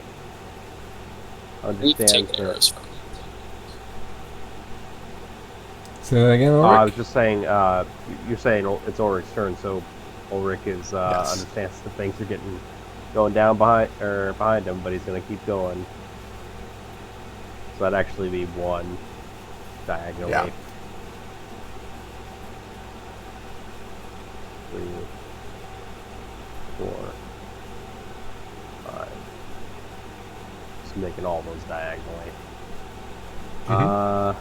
Then 1, 2, 3, 4, 5, 6. As a dash, and that's it. Okay.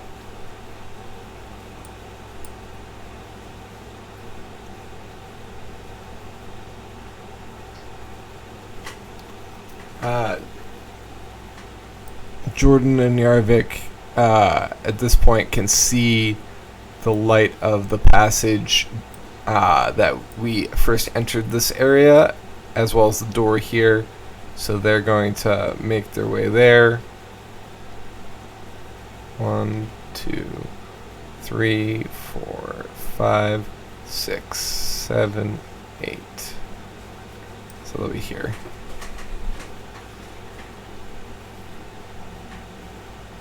And Roger.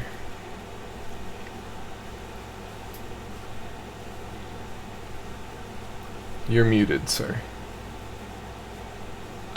I think we're just booking it back. Mm-hmm. So, 1, 2, 5, 6, 7. The second move. 6, 7.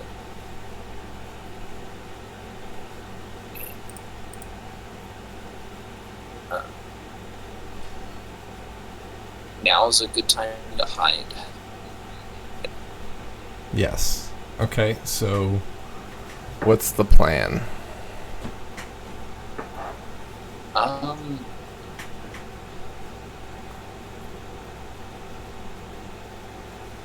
mean, we can dive back into the other room, into one of these side rooms, and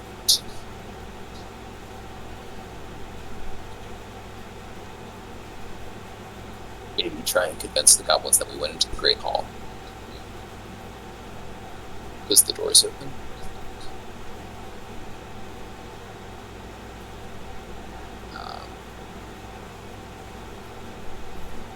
Or we can run all the way around the other way.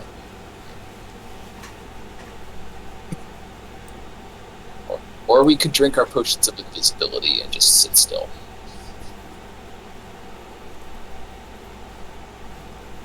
Or we could run into the room and have Jordan cast the image. Make it look like the wall in front of us. Just hope they don't run into it. Which room? And just whatever room everybody says go into. Here we got right room and left room. I think one was like an armory, another one was.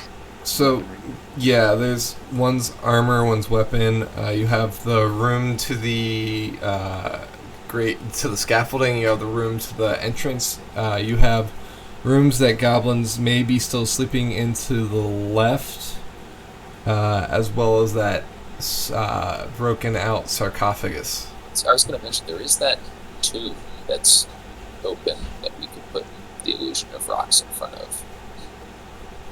That's true. That honestly might be the best bet if we don't want to use our invisibility potions. Perhaps. Do we really want to be trapped in a tiny room if all the goblins find us?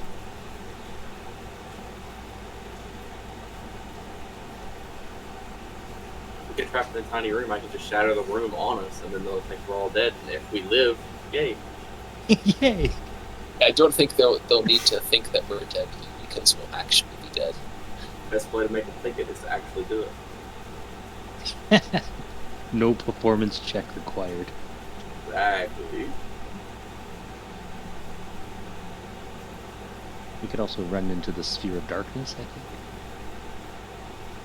Although we might just run off the cliff with our luck.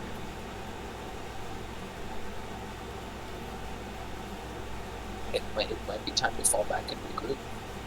Look at us running away from goblins for the second time in 2 days. The problem is that as soon as any noise is made, they're all alerted.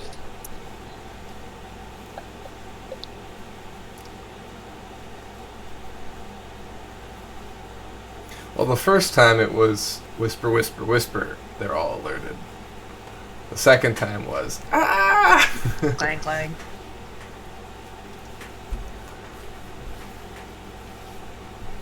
Or we could dip into one of these rooms and take some baby goblins as hostages.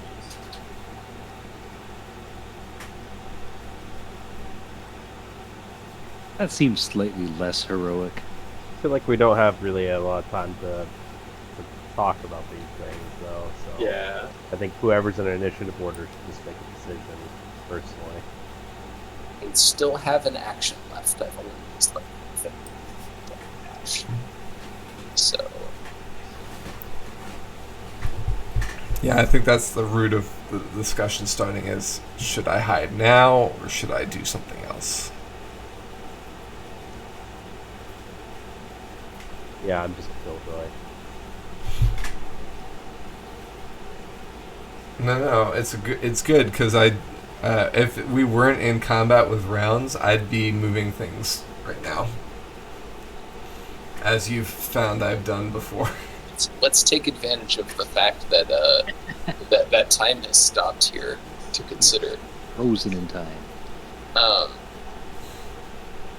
Let's think Tolv for a second, right? Yeah. Quick vote among the party. Who wants to fall back and regroup and maybe take a different approach?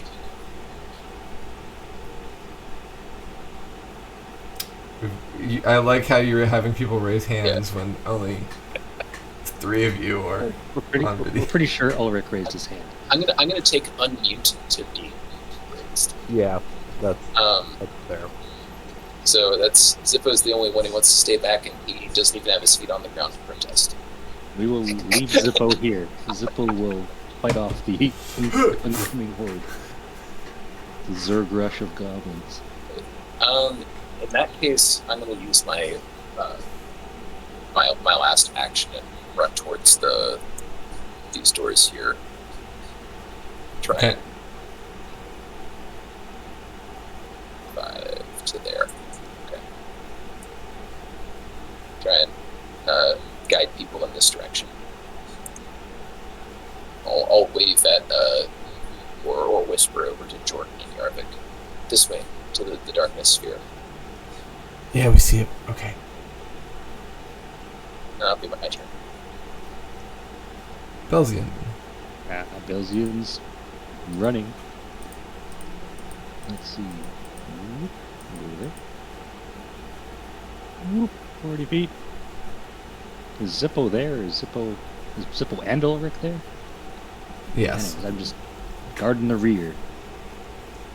Making sure everyone gets out alive. And that's my turn.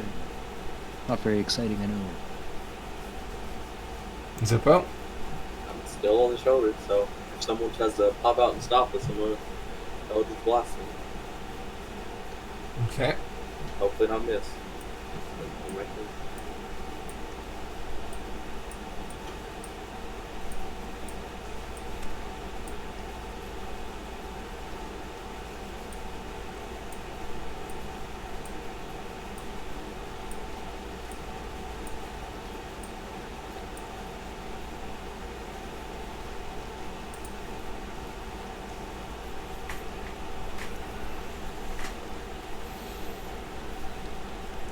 Ulrich. Alright, Ulrich is moving.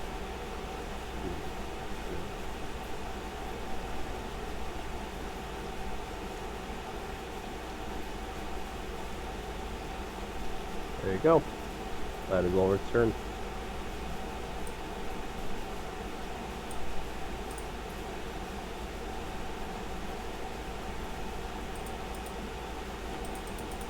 Roger.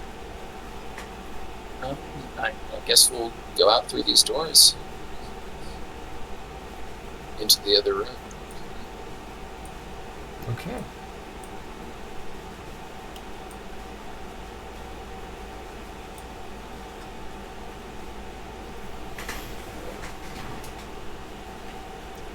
Roger, you find the 2 barrels that you guys left in the other room there.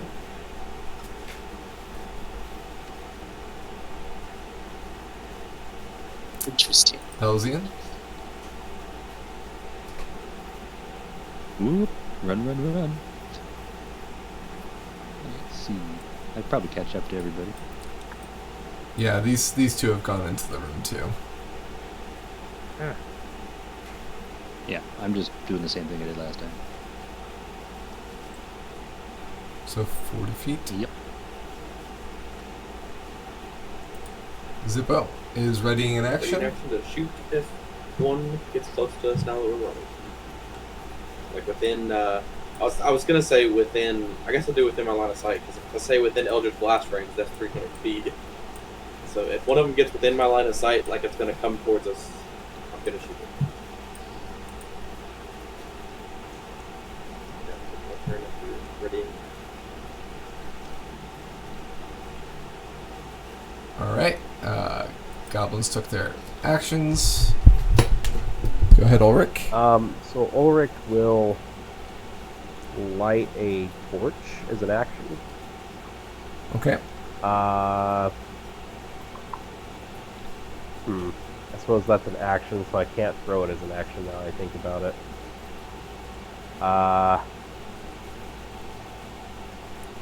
Yeah, he will drop it and kind of look back at Beltian and say, "Throw it down the hallway," as he heads in after the others.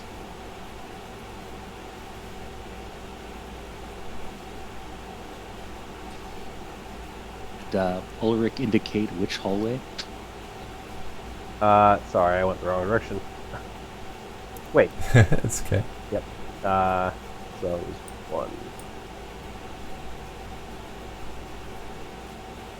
1. Down, yeah, he's kind of pointing down the hallway that we did not proceed down. Gotcha. Misdirection. Yep. Roger.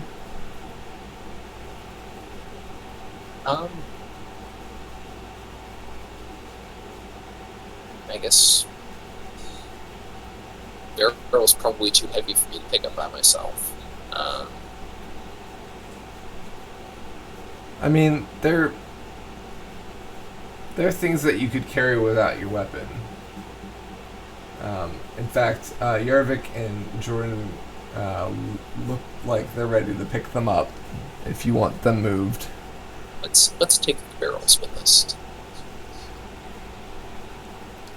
Yarvik hasn't even drawn his bow. He's just been running. He can't see in the dark anyway, so he hadn't really, And Jordan doesn't necessarily need a weapon in order to do what he needs to do. So, yeah. You can play the barrel like a drum, right? I don't know if we want to light the torch right next to all of the explosives. Yeah, probably not. But I can guide the two of them. This room is lit. Oh, okay. So.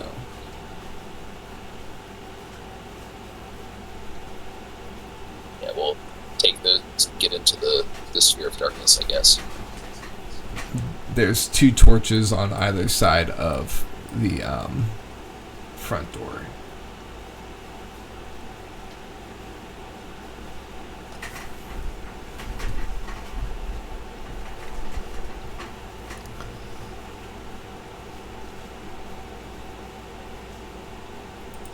Belzian?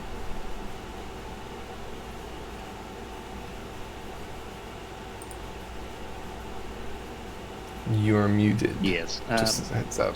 Okay. Move half my movement and pick up a torch and yeet it as far as possible down the western hallway there.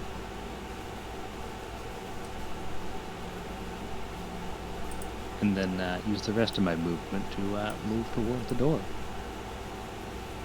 Wait, is that where the torch is? You picked it up and you're eating it what direction? Westerly. Mm-hmm. Probably throw it farther than that. But okay. And exit.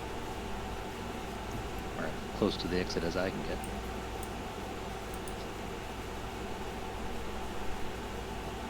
End turn. Whoa. Whoa. There? Whoa. Okay. Belzian has indecision. He's just like, Zippo readies an action to shoot at the darkness. Zippo actually is going to cast dancing lights and make it form the shape of a person and put it like right over here.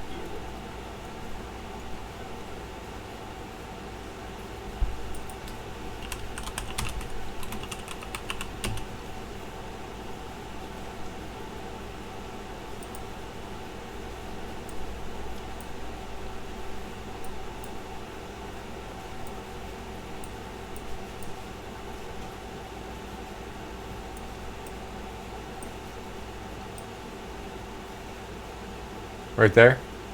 Right here, probably, like just far enough where they can see like the glow when they're coming around the corner, so they see the torch, they see that glow, so they might think, oh, they're going that way.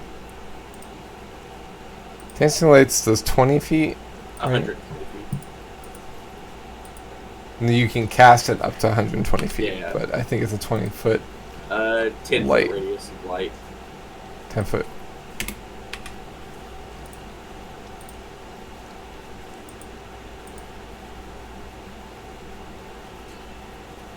Why is it giving... oh, right, because it's so big. That's what she said.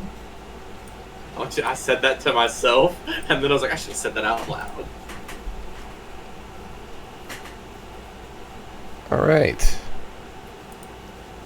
Orrak. Ulrich is moving.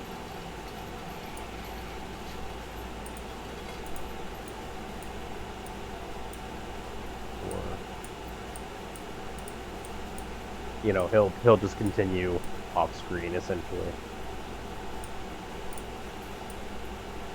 He'll dash until he gets to the as far as he can, and if that means entering the darkness, that means entering the darkness. Yeah, so let's assume that Belzian gets there too. And we'll move to the next one. So that we're not alright.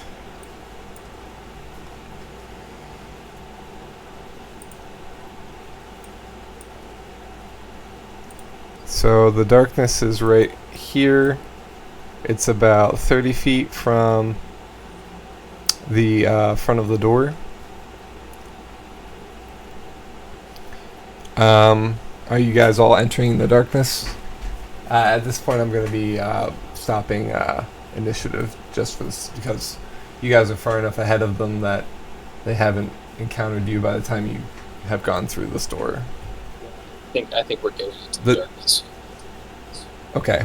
I'll remind you that the doors are also still wide open, There's a bunch of dead goblins. with dead goblins smushed between. Yeah. Maybe they Well, won't. honestly, closing the doors would make the dead goblins obvious. Agreed. Right. Yeah. I'm just establishing what happened last time. So we're going into the darkness completely? Yep. Still on Okay. Orrak's shoulders, so. We daisy chaining so we don't get lost. Yeah, what, Jordan and Yarvik kind of hug the wall on the left side and start heading in. yeah, the west wall is the safe one. The cliff's on the east side.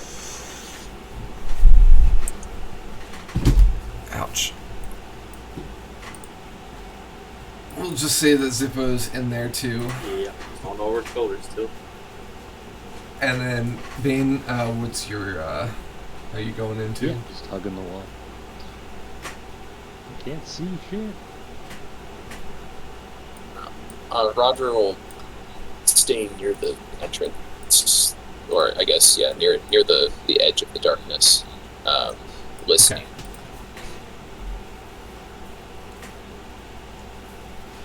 All right. So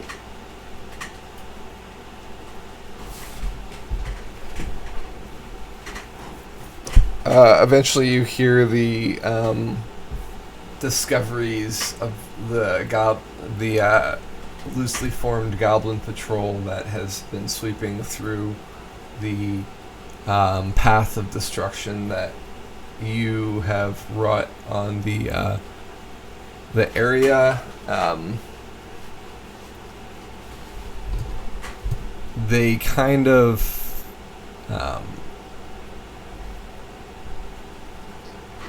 are exclaiming and things like that, and then they say, we need to go tell the king, and they start their voices start to fade.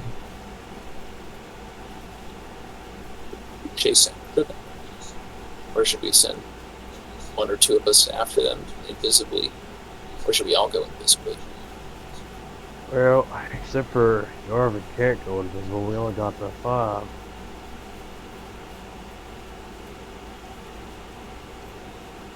Oh, wait.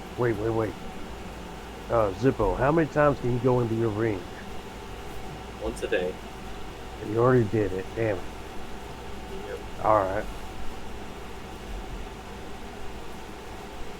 Alright, well, how about this? I go invisible and Zippo, you just keep riding on my shoulders, and that's gonna be weird, but it's better than nothing. If only we had a bag of holding we could stick Zippo in for 10 minutes.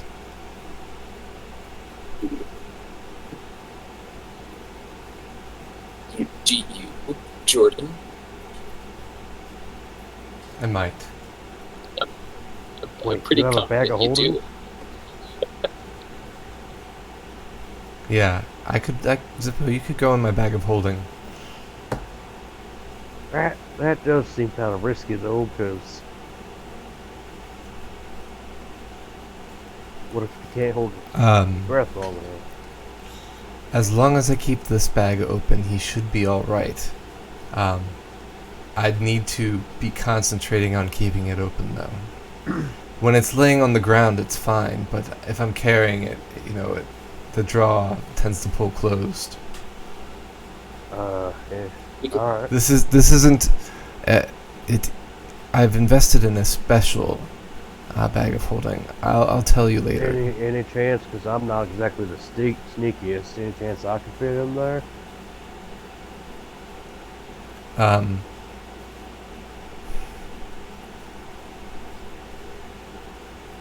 It's quite small in there. Yeah, it does.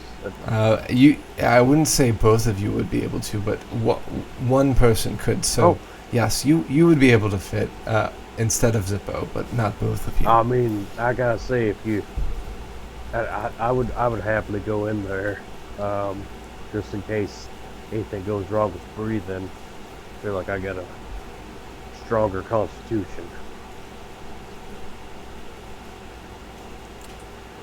Oh, you won't need to worry about breathing as long as I am holding it open. Yeah, again, just in case anything goes wrong. And yes. plus, If anything goes wrong, Jordan can just drop the bag and hop out like a jack in the box. all right. Well, we're losing ground. So one of us hop in, and the others take the potion. So Jordan steps out of the darkness and kind of pulls you along and sets the bag on the ground. The bag looks like any normal bag. It's a drawstring bag, and as he widens it out, it almost looks like there's a hole in the ground, and you see a ladder and what looks like maybe an office, a small 5x5 office, maybe a little bit bigger than that, with a ladder going down. You know what? Actually, I just typed Zippo DM preference, but it occurs to me while I'm in the bag, could I like put my armor back on? Then Correct. that's the way to go. That way, That's the play. way Yeah. you all open up a bag and I can come out and kick some ass. We've got a bag full of tank. Yeah. They're just like, they're throwing everything at us, and we're like, all right, we didn't want to have to do this to you. Release the beast. Release the So, just to go back behind the curtain a little bit, this is an item that Jordan has had since the beginning of the campaign. I wasn't intending to utilize it in this way. However, the only reason we don't have 6 invisibility potions is because we were down 1 player that day, and we made a decision based off of that, and I don't want to punish you guys for that. So instead of hand waving and saying, oh, actually we have 6 invisibility potions, or oh, actually Yarvik picked one up somewhere on his way down, I'm utilizing what we have by Jordan realizing that he's going to need to give up a secret at this point. You know what I mean? So, Love it. there you go. All right. I was keeping that secret for him. Yeah, Roger actually saw Jordan's office Oh. on the first session. Oh, interesting. Oh. Huh. Orrak goes in there and All right, so the office itself is a desk with papers stacked to one side. There's an inkwell. There's a cabinet and a chest down there as well. he will respect the privacy and not look at any of it. Okay. Let me just make sure I have that described correctly. I wrote that out. Homebrew. You have no idea how tempted I was when I saw him go into that the first session, just to like close it shut. Chest, drawers, a writing desk complete with lamp, inkwell, and pens. Yeah, that's it. Yeah. Cool. As soon as he's in there, he's starting to put on his armor. Okay. Let's all chug our potions and chase after. Are we going to silence these goblins? They're going to lead us back to the king, right? Or are we just going to follow them? I was just going to follow them. They're going to leave the king alone eventually, right? Maybe. It's a good plan. I like it. We can decide. Because as soon as we attack somebody, we'll break invisibility. So We can see how many's in the grouped up enough area, and we might be able to scatter them. I'm putting little ninja masks on everybody who's invisible. Yeah. And then Ulrich, for you, I'm going to put a cancel mark because you're not there. Or what did you have? I threw a net because it kind of looks vaguely like a pack. Oh, yeah. I'll take that. Yeah, that's fine. All right.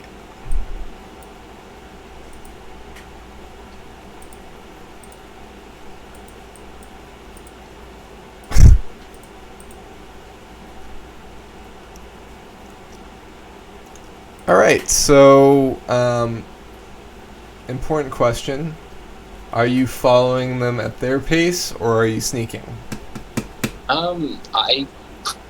Roger can probably sneak at their pace. Between the rogue bonus action and his already faster movement speed. I don't know if the rest of the So party... they're moving at 30 feet around. So even if sneaking is half speed, I'm still moving faster because of my bonus move.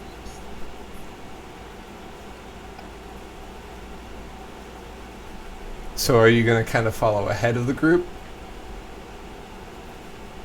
Yeah, I think I have chalk, or I could like maybe mark on the walls. I do not have chalk. Um,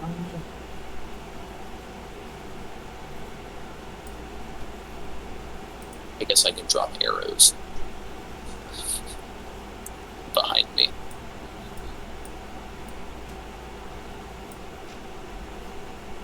So I'll just plan to drop an arrow pointing in the direction of which way we go every time we hit an intersection. Okay.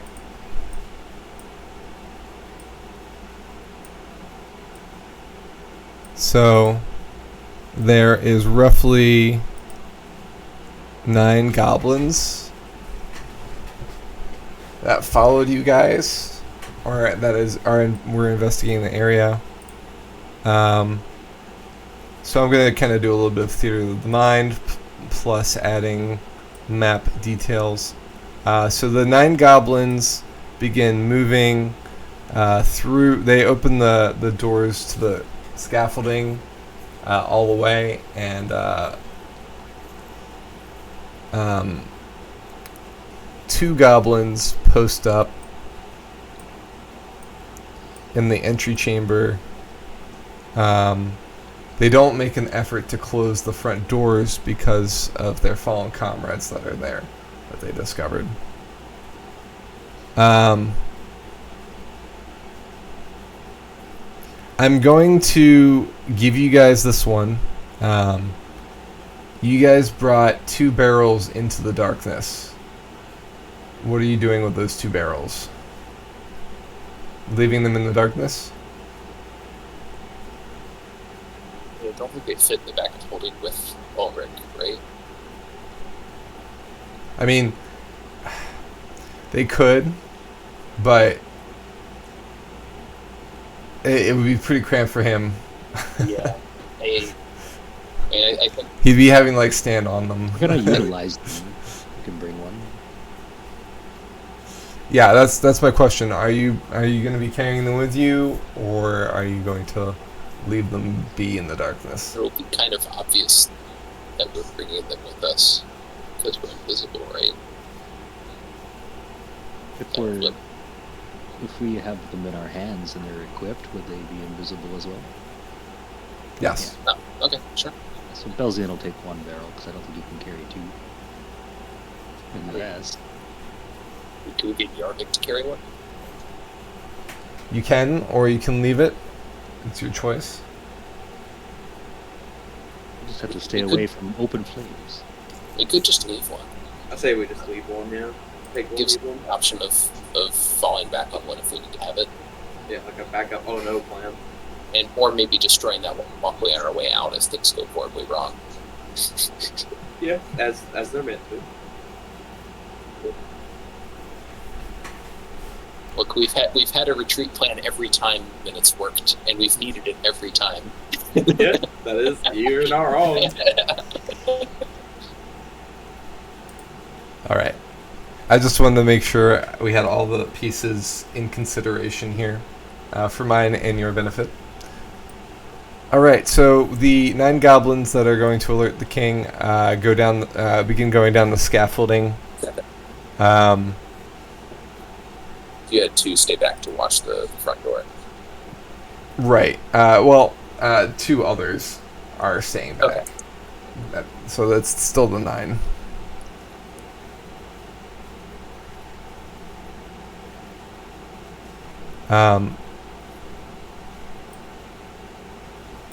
So they go down the scaffolding. As you follow along, you see that there are other doors along the scaffolding on lower levels for the next 5 levels, and then the doors stop. So similar doors to the ones that you entered through. It looks like other floors maybe leading to other living areas or other areas of the goblin areas. So it seems like there's 5 levels, and then the Great Hall, which is another 5 levels down from that. So there's some open, just scaffolding without any doors or anything like that. Okay. The goblins. I'm just going to pretend that this one goblin here, you see him by the scaffolding here. Mm-hmm. So he's representing the 9. In fact, why don't I just make him super big? So he's just this big goblin here. Cool. And then I'll let you. You're invisible, so I'll let you follow along. So they go toward the king's throne area. The throne is not present there.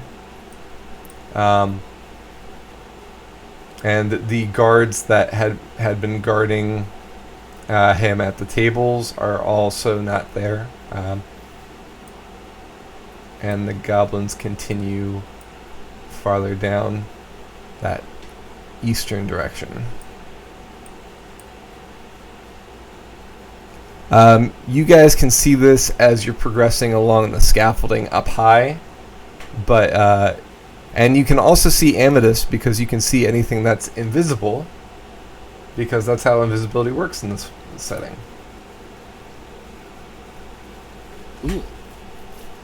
Yeah. So you guys can all So it's not like, yeah. see us going this way. So I'll hold up an arrow, which you guys should also be able to see, and then follow them down this path.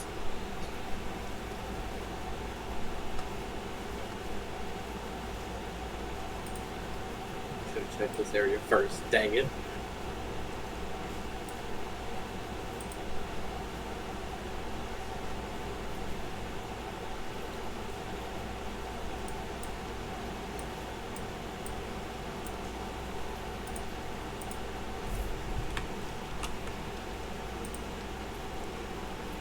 Turn on vision for you. You have night vision, 60 feet. Okay, so the track goes down a steady incline. It seems like it was made by the goblins. It's definitely not as good fashion as the Mithril brothers up above, but it's actually fairly decent. The giant goblin, or the 9 goblins, continue forward to what looks like a treasure area, and the throne of the king, who is sitting there. He's got a few guards that are lounging about, 2 of which are green in color, who are standing on either side of him. And the Goblin Queen is kind of draped on his shoulders, like laying on his shoulders. He's a big goblin, and she's kind of like snuggling around the nape of his neck, kind of like curled around him. He's protecting it because he's actually a titan in disguise. They quickly kneel in front of the Goblin King, who wakes up from a slumber, and the queen opens one of her eyes, very cat-like almost. And they start speaking to the Goblin King. We're gonna, speaking urgently and pointing up toward the area that you came from, and so on and so forth. I'm gonna And he bellowed. make an effort to not stand in the middle here and kind Okay. of be at least somewhat hidden in case the Goblin Queen can see invisible things. Mm-hmm.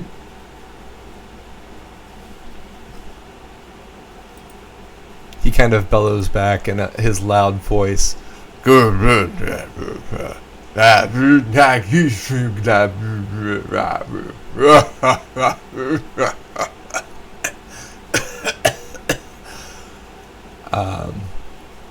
Some of the goblins stay put, and the rest of the goblins rush back up the passageway.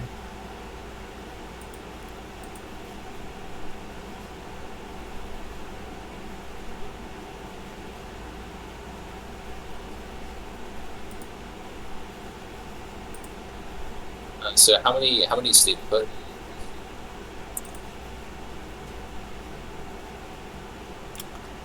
Give me 1 second, please.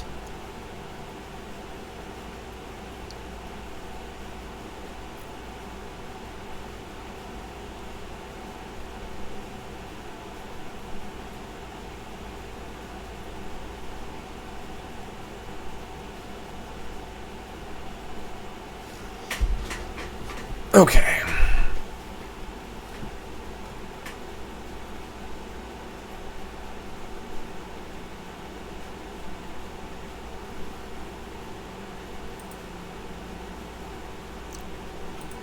I was just checking something. So, these two guys on either side of the track are your two green ones. I'm going to mark them with green. Makes sense, right? Yeah. Goblins on the far left and right of the king head back with the party of goblins that came down. They look more fancily dressed. They look like two of the 6 officers that were sitting at the Goblin King's personal tables. In fact, the other 4 that remain look like such goblins as well. The rest of the party, you guys see these goblins leaving the area as well. The goblins that came down, they are calling to other goblins that are in the hall to come with them. So more and more goblins are heading up the scaffolding and heading your way just as you're reaching the bottom of the scaffolding. I'm going to quickly go over there just so we can see that happening.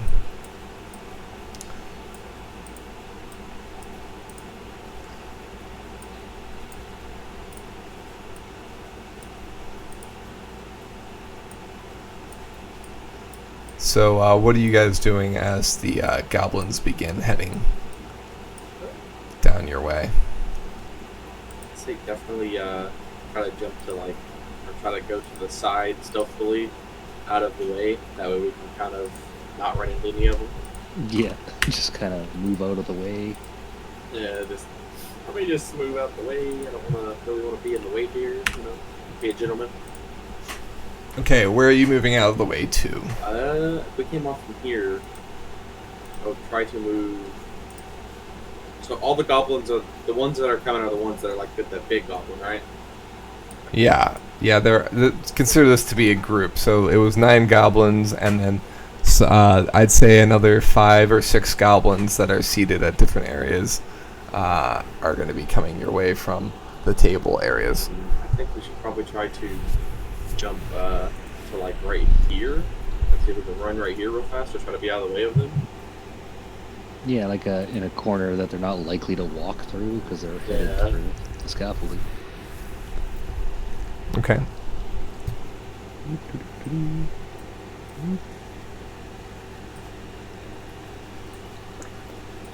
Ulrich's coming along with Jordan.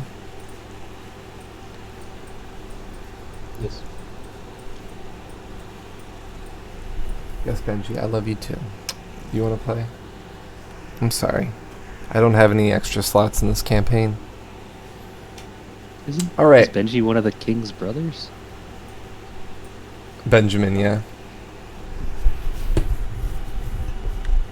think one of the 3 princes.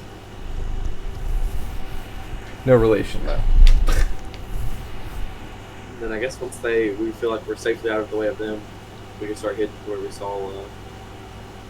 Yeah, where did Roger go?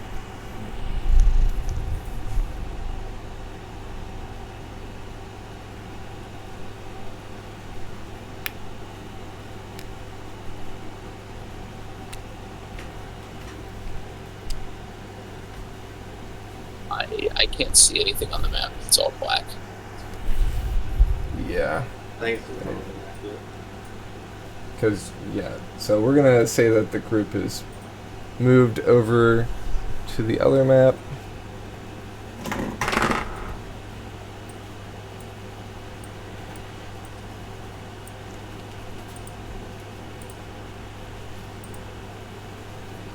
We all like basically tiptoeing against the wall.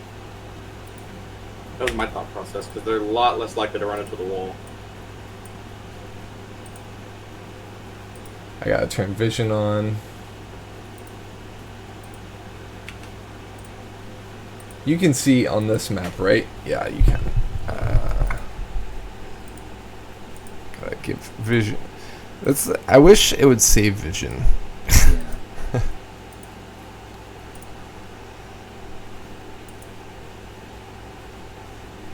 All right, so Ulrich and Jordan currently cannot see in this area because it's dark.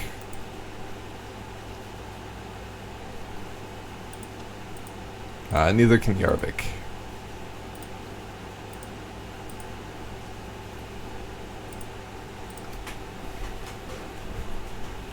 I'm also assuming I just can't see because I'm in bad. Well, yeah, that too.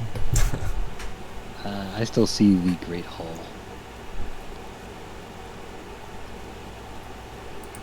Oh, there's Roger. Oh, There we we're go. in a different hallway now. You know what? Actually, I think there are 2 lamps and lanterns that I didn't mark down yet.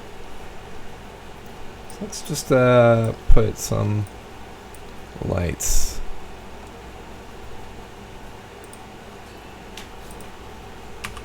Here.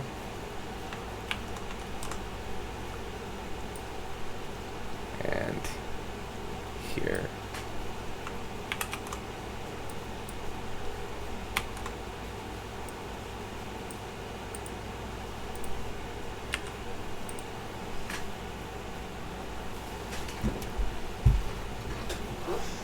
Okay,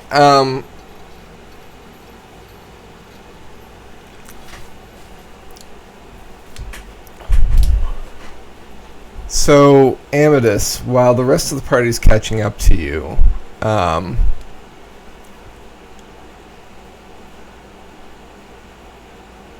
the Queen beckons off to her right, to the area over here that you can't see, and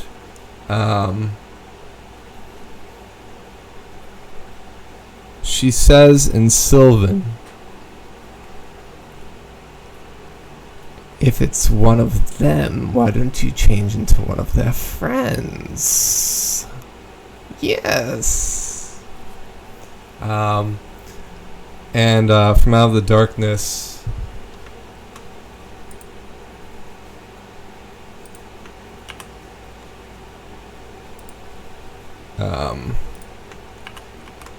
you step out.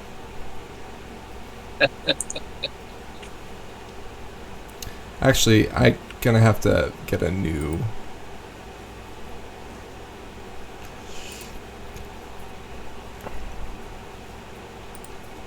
Because if I use you, copy you, it's just you're gonna see what he sees. Right.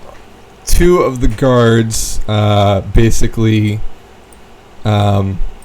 surround him and put their one puts his sword to your neck, and like are prepared, like have ready to action to kind of intimidate your party when they arrive.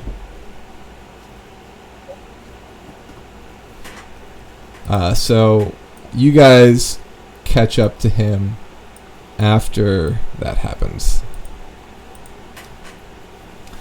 But since he knows that I'm giving it to you, as you know that he's invisible. You can see him off to the left, so it's not like, yeah. Does that make sense? We've Like, deduced that there's a another, or possibly the same shape changer thing up ahead. Right? I'll invisibly wave to them from over on the side.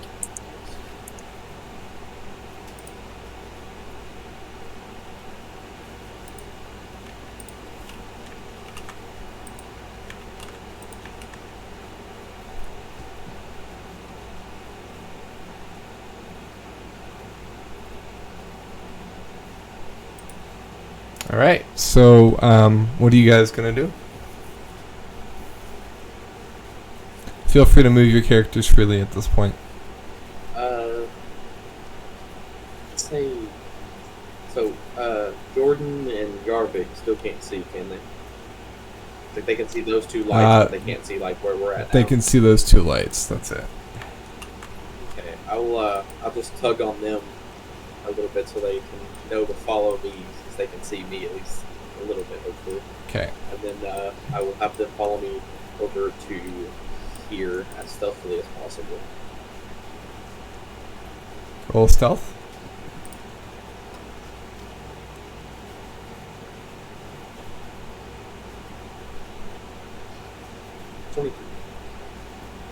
Okay.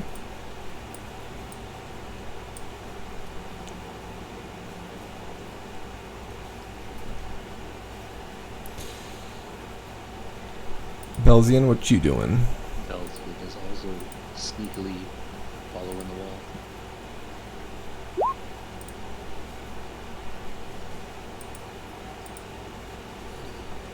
You guys can see Jordan's rolls, right? Yeah. No. Oh, you can? Okay. Nice, Jordan. I'm gonna use my Inspiration.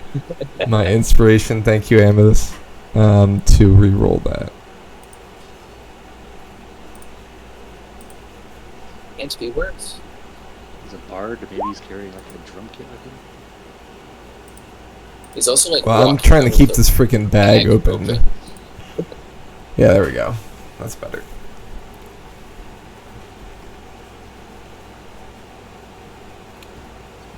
All right. So, we've got a half hour left till 11 when we'd be ending session. So I'm hesitant to start a combat. So I will probably end session at the point where we decide to either start combat or whatnot, and we'll roll for initiative next time. So, that being said, your motivations may not be to start combat right now. So, what would you like to do at this point? And the invisibility potions last an hour. Correct. So we kind of know. I would say you've used about 10, almost 10 minutes of those. It'll be 10 minutes by the time we end session for tonight. Now, remember, yeah, it's probably been a little bit more than 10 minutes, but Orrak can still breathe because I'm keeping the bag of boarding open, is what it's called, the bag of boarding. So, let's see, upside to attacking now. All of the backup that could possibly come is just run off quite a ways away. Okay, we kind of know what we're dealing with here, and it's pretty unlikely that there's going to be any more combatants. Downside is that there's actually quite a lot of goblins here. Possibly stronger than usual goblins, too. Good news is that we have surprise and I have poison. So I could probably get a good attack in on the Goblin Queen.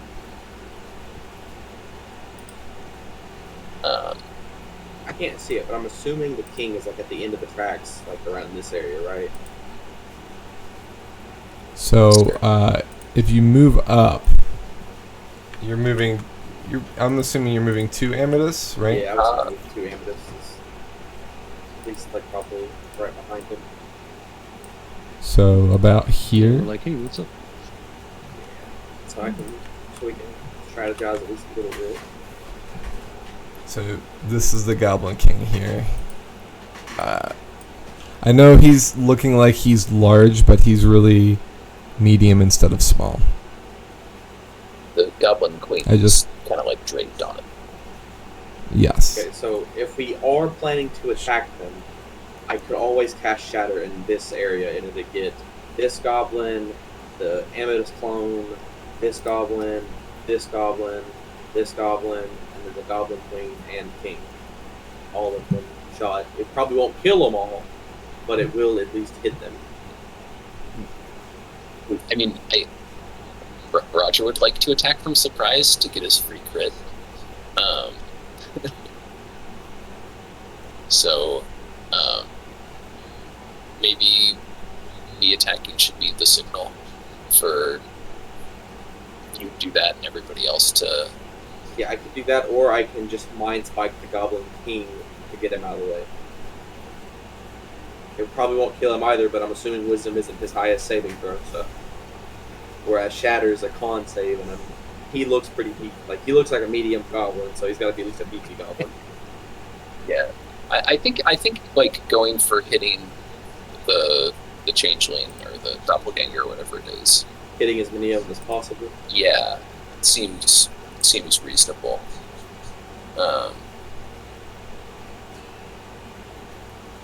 We've also got a barrel. We do have an explosive barrel. If the barrel was over there, I would 100% shatter it to I make it have blow up. I have fire arrows. I can ignite that. Might be able to run in there, place the barrel, and then run away and also not explode. But we'll see.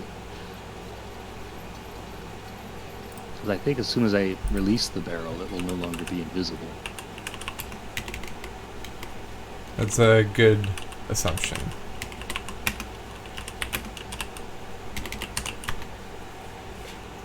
You're not willing to just hold the barrel next to him while I. Like, I'll hold it up. It'll be like shooting an apple off my head. A very explosive apple. You're a monk. You have good saves, right? I mean, that is Right? that is a decent plan if we can somehow sneak. Is those it in though? really close, I can throw it in the air, and you can Yeah, like- shoot it while it's in the air. run like halfway up, throw it, and then book it back. And as you throw it, it activates like a held action from Roger to shoot it with a fire arrow to blow it up. Will the fire arrow cause it to explode immediately, or does it need the fuse to be set? Probably. Depends on how it hits. Yeah. I mean, I could always shatter it. I mean, a very loud thunder shatter is probably going to make it blow up as well. I guess we'll have to see Mm-hmm. based off of what you do. I can only explain Alexa, what stop. voice request. I think the right approach is probably to have. So, go ahead. Sorry. I think that the right approach is probably to let Roger get the assassinate surprise round attack. If the rest of the party coordinates, we could all get surprise round attacks. I don't know how close you guys could get to the other things without having to roll more stealth, but maybe have Zippo do his AoE and then try and get rid of the changeling. How many goblins are there? 6. I think. 6. Yeah, two of the little orange dots are the. Oh, those are orange? Yeah, that is definitely orange. Oh, that's brown, actually. Oh yeah, you meant to do green, didn't you? Brown and orange are the same. Yeah. Okay. That new dot is green. Yeah, that looks orange to me. It's all good. It's like they're probably not deaf. They could possibly smell us. Like I don't know how close we could get in. There's no way that we smell like anything but goblin blood. Amethyst, I will also note, you and anybody else who can see over here where this light is, this flat wall is a door. Oh.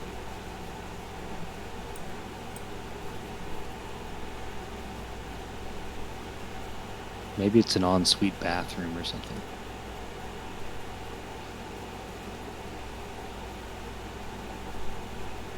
So it sounds like you guys are gearing up to do a sneak attack to fight. I will just do a brief description of the area, and then next time we will get started with the actual encounter. Okay? So we have the two goblins on either side of the track. They are both green in color, which you can assume is probably the same type of creature that you encountered up above. You have 4 elite-looking goblins and the king, who looks pretty tough, though he does look a bit overweight. The queen, who kind of looks like a stretched-out female goblin with her wrapped around him. She doesn't look exactly like a goblin would if she was resting on his shoulders. It's a little bit off. But she still looks like a goblin. So, and then we have the doppelganger Amethyst, who's between 2 of the elites. They're kind of tense and ready, but they're not aware of your presence, so they're kind of still like looking to the king for orders. The king's kind of looking and listening and speaking to them in a keep on your toes type of thing, encouraging, and we'll go from there. Okay? Sounds good. Anybody have any questions on the room or anything of that nature? Are these like crates and barrels just kicking around?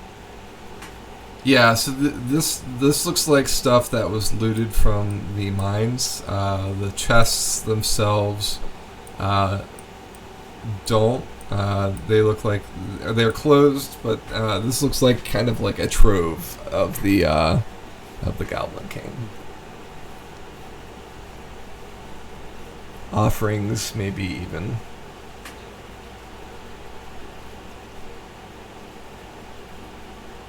Okay. And he sits on that throne, which is that makeshift throne made out of a minecart and railroad tracks and things like that, arched in like a kind of an ornate pattern.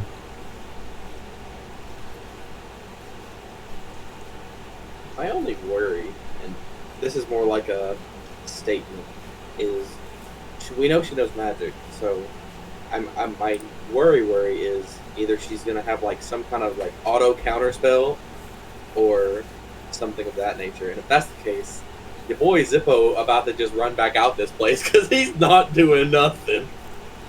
I'm hoping that Roger is able to put a significant dent in her health with the opening attack, and that all of the damage plus the poison will keep her from concentrating on spells. Or if I roll really well, maybe even take her out, depending on what she actually is, because you never know. Might be immune to poison. He looks like a goblin. Like a really lanky, kind of boneless goblin, maybe. snoblin, snake / goblin.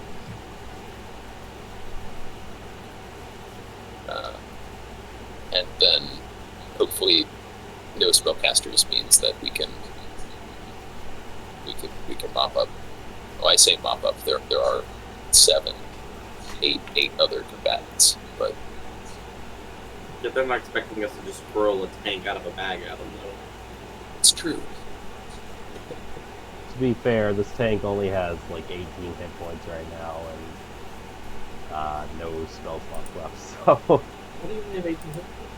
still high AC and still has some healing hands, but So he got hit pretty hard in the entrance battle last Yeah, session. I forgot about that. Oh, we can strategically choose the order in which we become uninvisible. 'Cause I don't think Yep. they can see invisible. Yeah, that's going to be the fun part. Is seeing how you guys accomplish Gotta that. fit people with I don't range think as there's well. any reason for Jordan to break invisibility. I don't have any attack spells that are so like as long as I'm not attacking, I can still be invisible, right?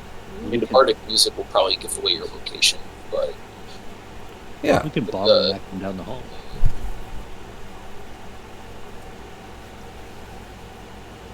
Okay. Well, let's end it there on a on the party laying in wait as they decide. They look at you guys. Look at each other. You nod to each other and say, "Let's get her." And that's where we end session for tonight. cool.